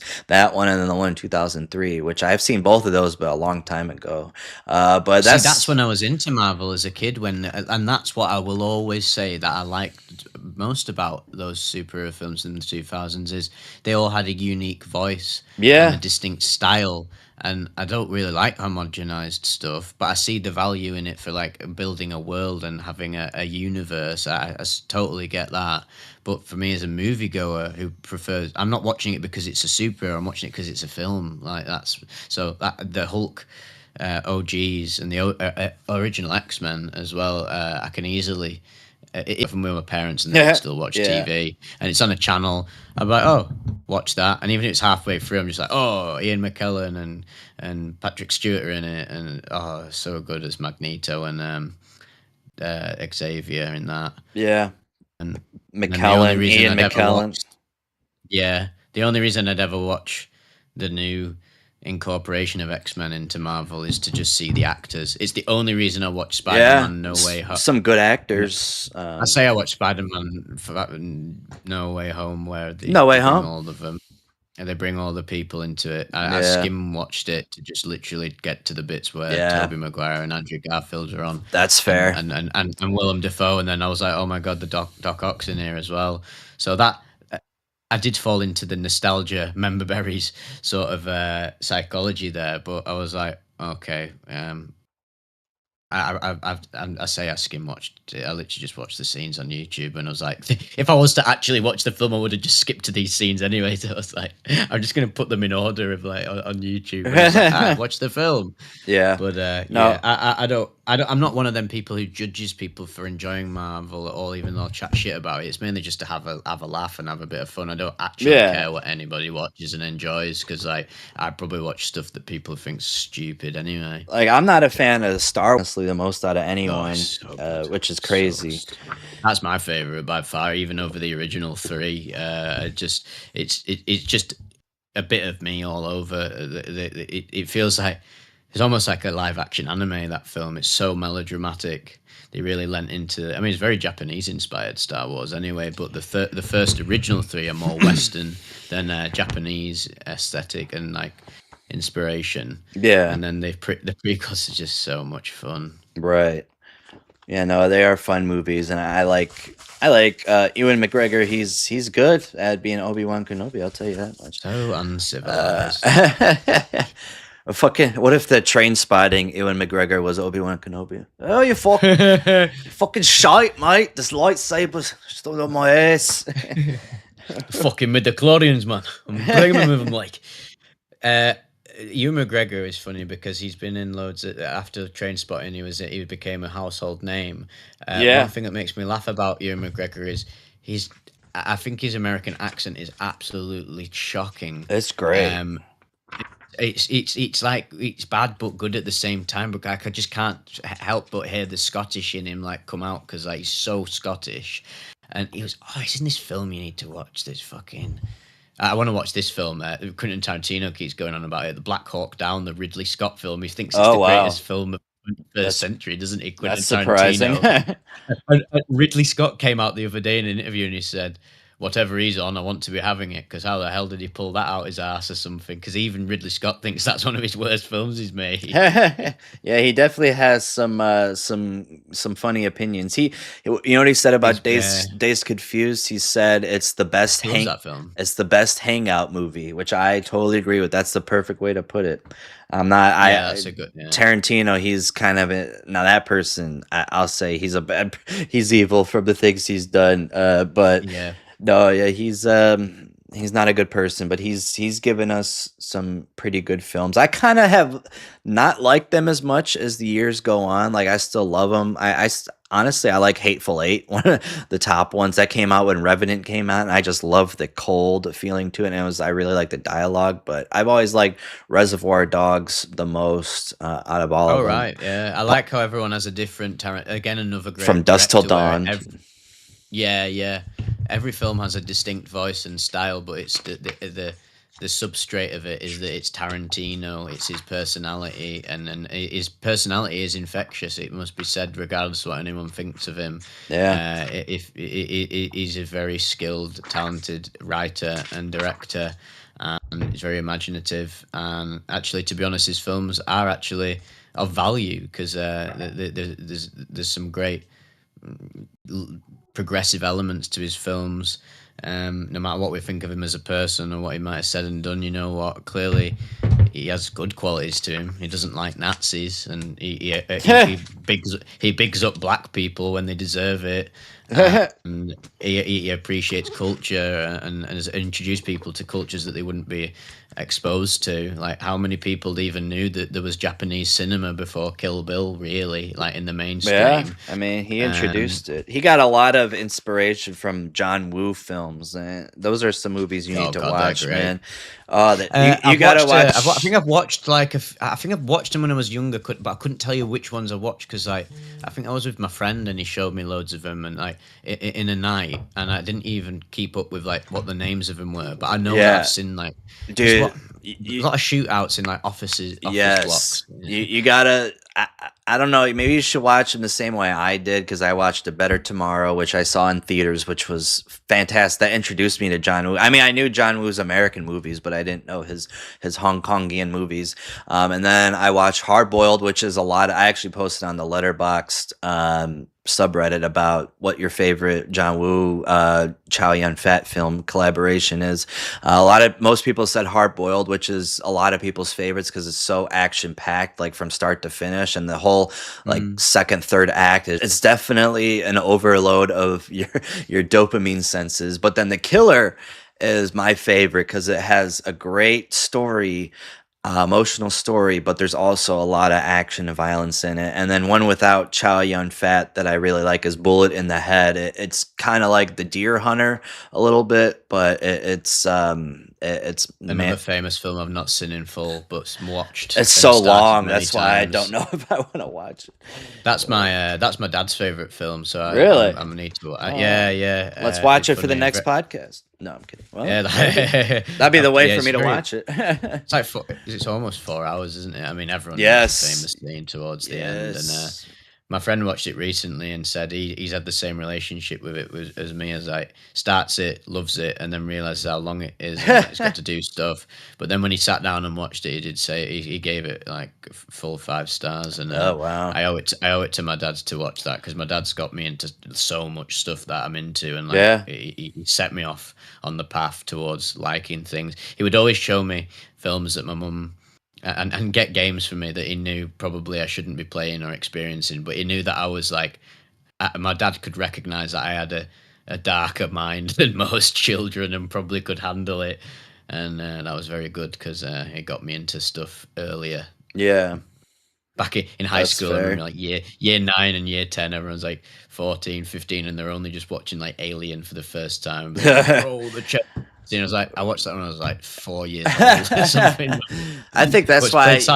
Played Silent Hill 2 when I was like Oh 6. I was like, gosh, what the yeah, fuck? Why did I do that? But I loved yeah. it. I didn't even know it was a horror. I didn't even know it was a horror game, and the depth and depravity of what it's covering subject wise. And I was That's like, funny. it, Pyramid Head, blah blah blah blah blah.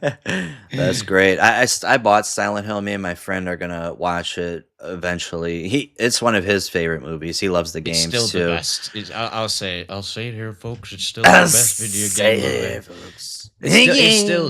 It's just the only one that reminds me of the games in a tasteful way, even Yeah. though it took a lot of liberties. And the director Christoph Gans sort of basically thinks he knows. He's revealed that he has no idea what Silent Hill's actually about, and I think he was Right. just trying to use it for like people.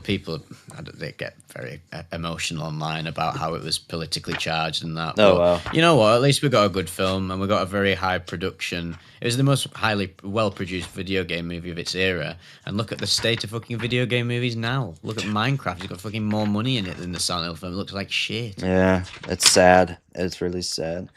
But Resident Evil's gonna save I the was day. just about to say, if Resident Evil does well, Zach Kreger should probably do Silent Hill. But I think he should go back to being, after this, he should do an original film and then can go Yeah. to another IP. But yeah, I 'cause hope it's going to be very successful, that film, critically Yes. and commercially. I can sense couple it, 100 million but maybe.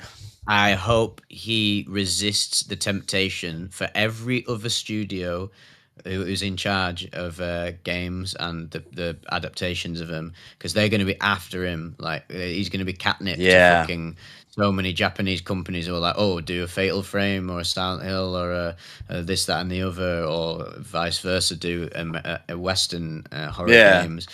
But actually, what it should do, that film, is it should show studios who are in charge of video game adaptations that you can make an actual film that's not just a product to sell the games. Right. This is a film first and a Resident Evil adaptation second, and that's why I liked Silent Hill the movie, because it felt like a film first and Silent Hill second. If I Right. want the games, I'll just play the fucking games. They're already cinematic enough as it is.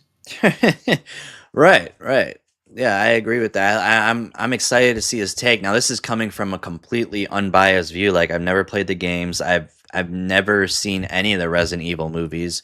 I haven't seen Raccoon City or anything like that. I You're know coming of to it them. from the best perspective. I Yeah, think. so if any opinion's going to be valid, it's going to be mine. No, but I don't think okay. I think people who play the game have definitely a better opinion on it after they see it. But if the movie's good and like genuinely objectively good, like a weapons film. Or no, I guess people Yes. didn't like that movie. Some people, but it actually doesn't have that high of a Boring. score compared to what I would think it would. But you know, if it's a objectively a good film and there's people shitting on it, people who play the game and said this isn't like the game, you can't listen what to I'm those saying. people. You can't Don't listen go to and watch it, because the only reason you're going to watch it is because you want to see it's Leon, it's the zombie, it's the right iconography, the member berries. I remember Resident Evil. That's like fucking hell, man. Like you don't go and watch it because you're not interested in watching a film. You're interested in member berries and things you can recognize. Oh, it's like the games. It's like, brother, this is preventing game movies from getting better. If you want it to just be a fucking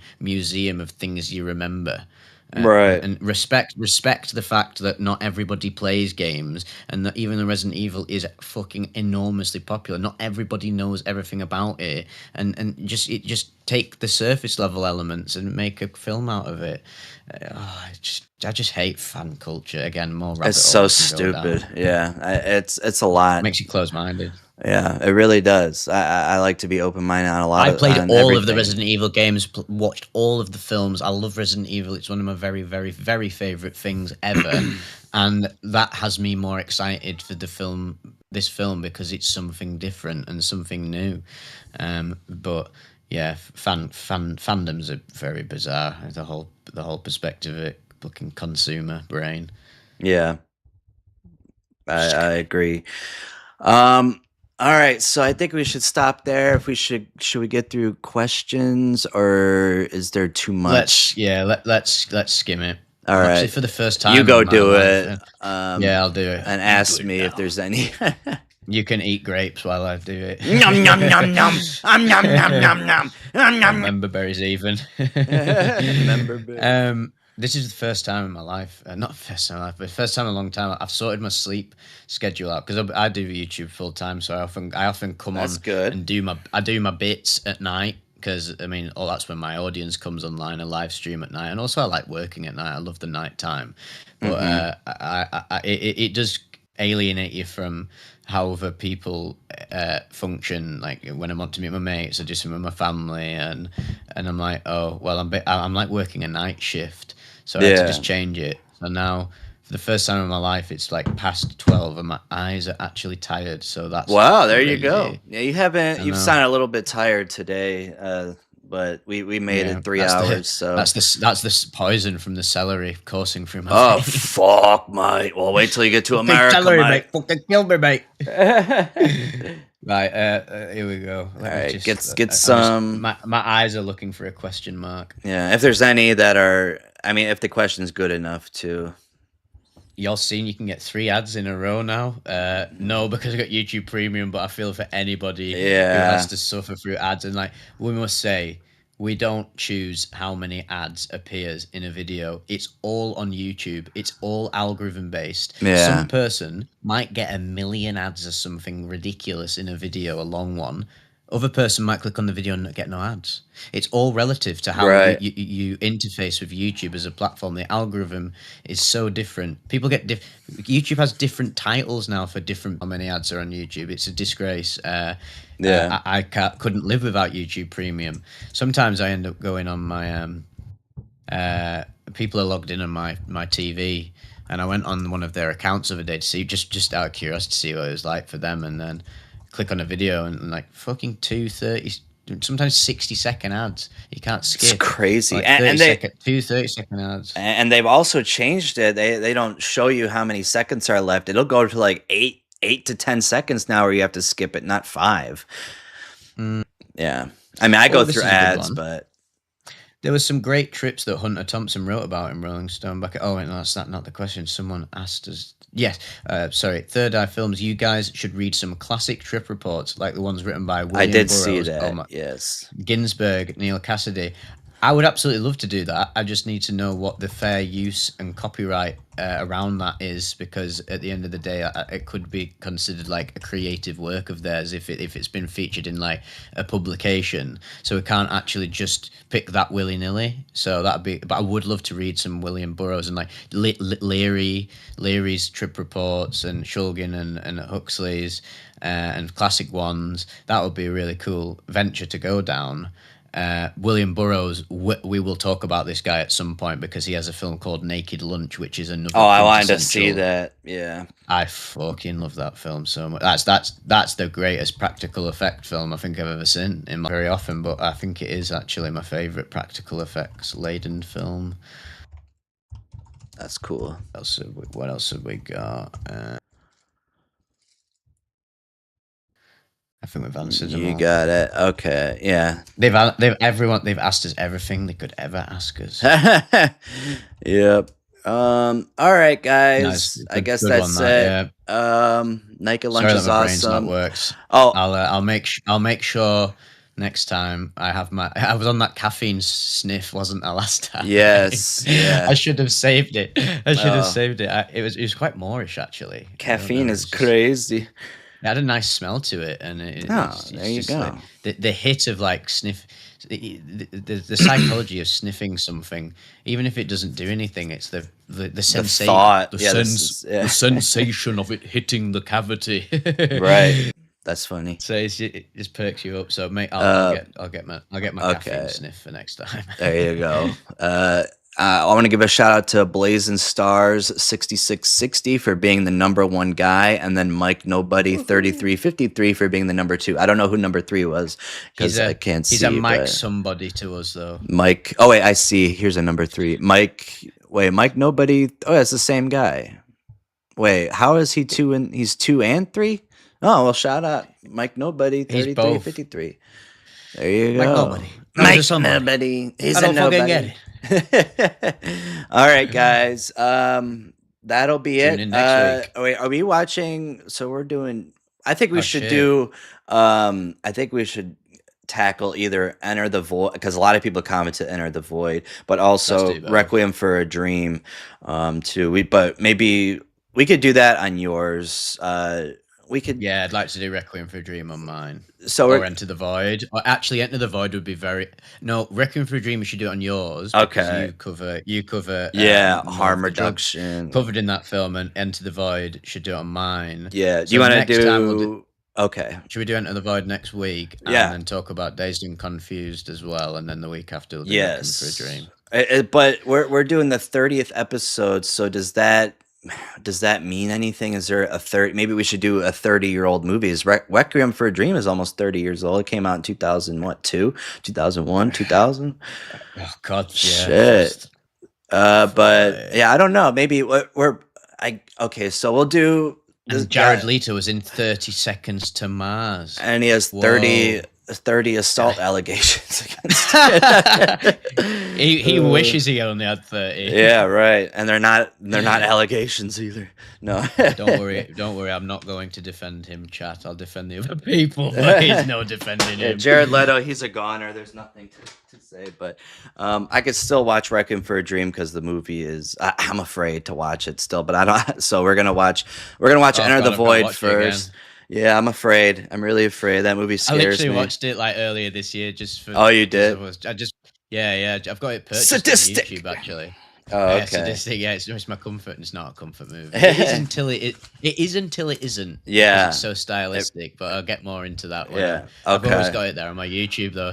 I bought it because I knew it's a film I'll always like return to. To remind me. Yeah, bits. It's on Tubi. Actually, I don't know if it would be in the UK, but yeah, it is. Probably not. Share co-host YouTube link.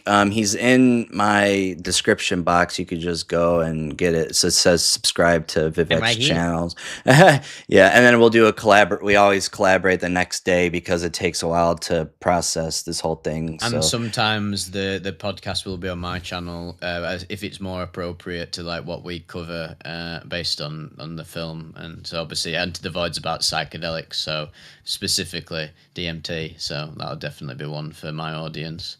Yeah, I'm excited because I've always wanted to see that movie. So three in a row. Well, I guess all these DMT movies, in Japan. It's literally me. Yeah, there you go. Oh, it happened in Japan. I didn't know that. Yeah, That's cool. It's set in Tokyo. It was interesting. That's very cool. Okay. Okay. All right. We hit 3 hour. Well, I guess my mic or your mic wasn't connected, so we did hit over 3 hours, close to it. But we started a little bit late. But yeah. All right, guys. Enter the Void and Dazed Confused next week. It's going to be more focused on Enter the Void, but we will talk about Dazed Confused as much as we can. Thank you guys for being here. I hope you and your friends, there'll be new videos in the future. See you later.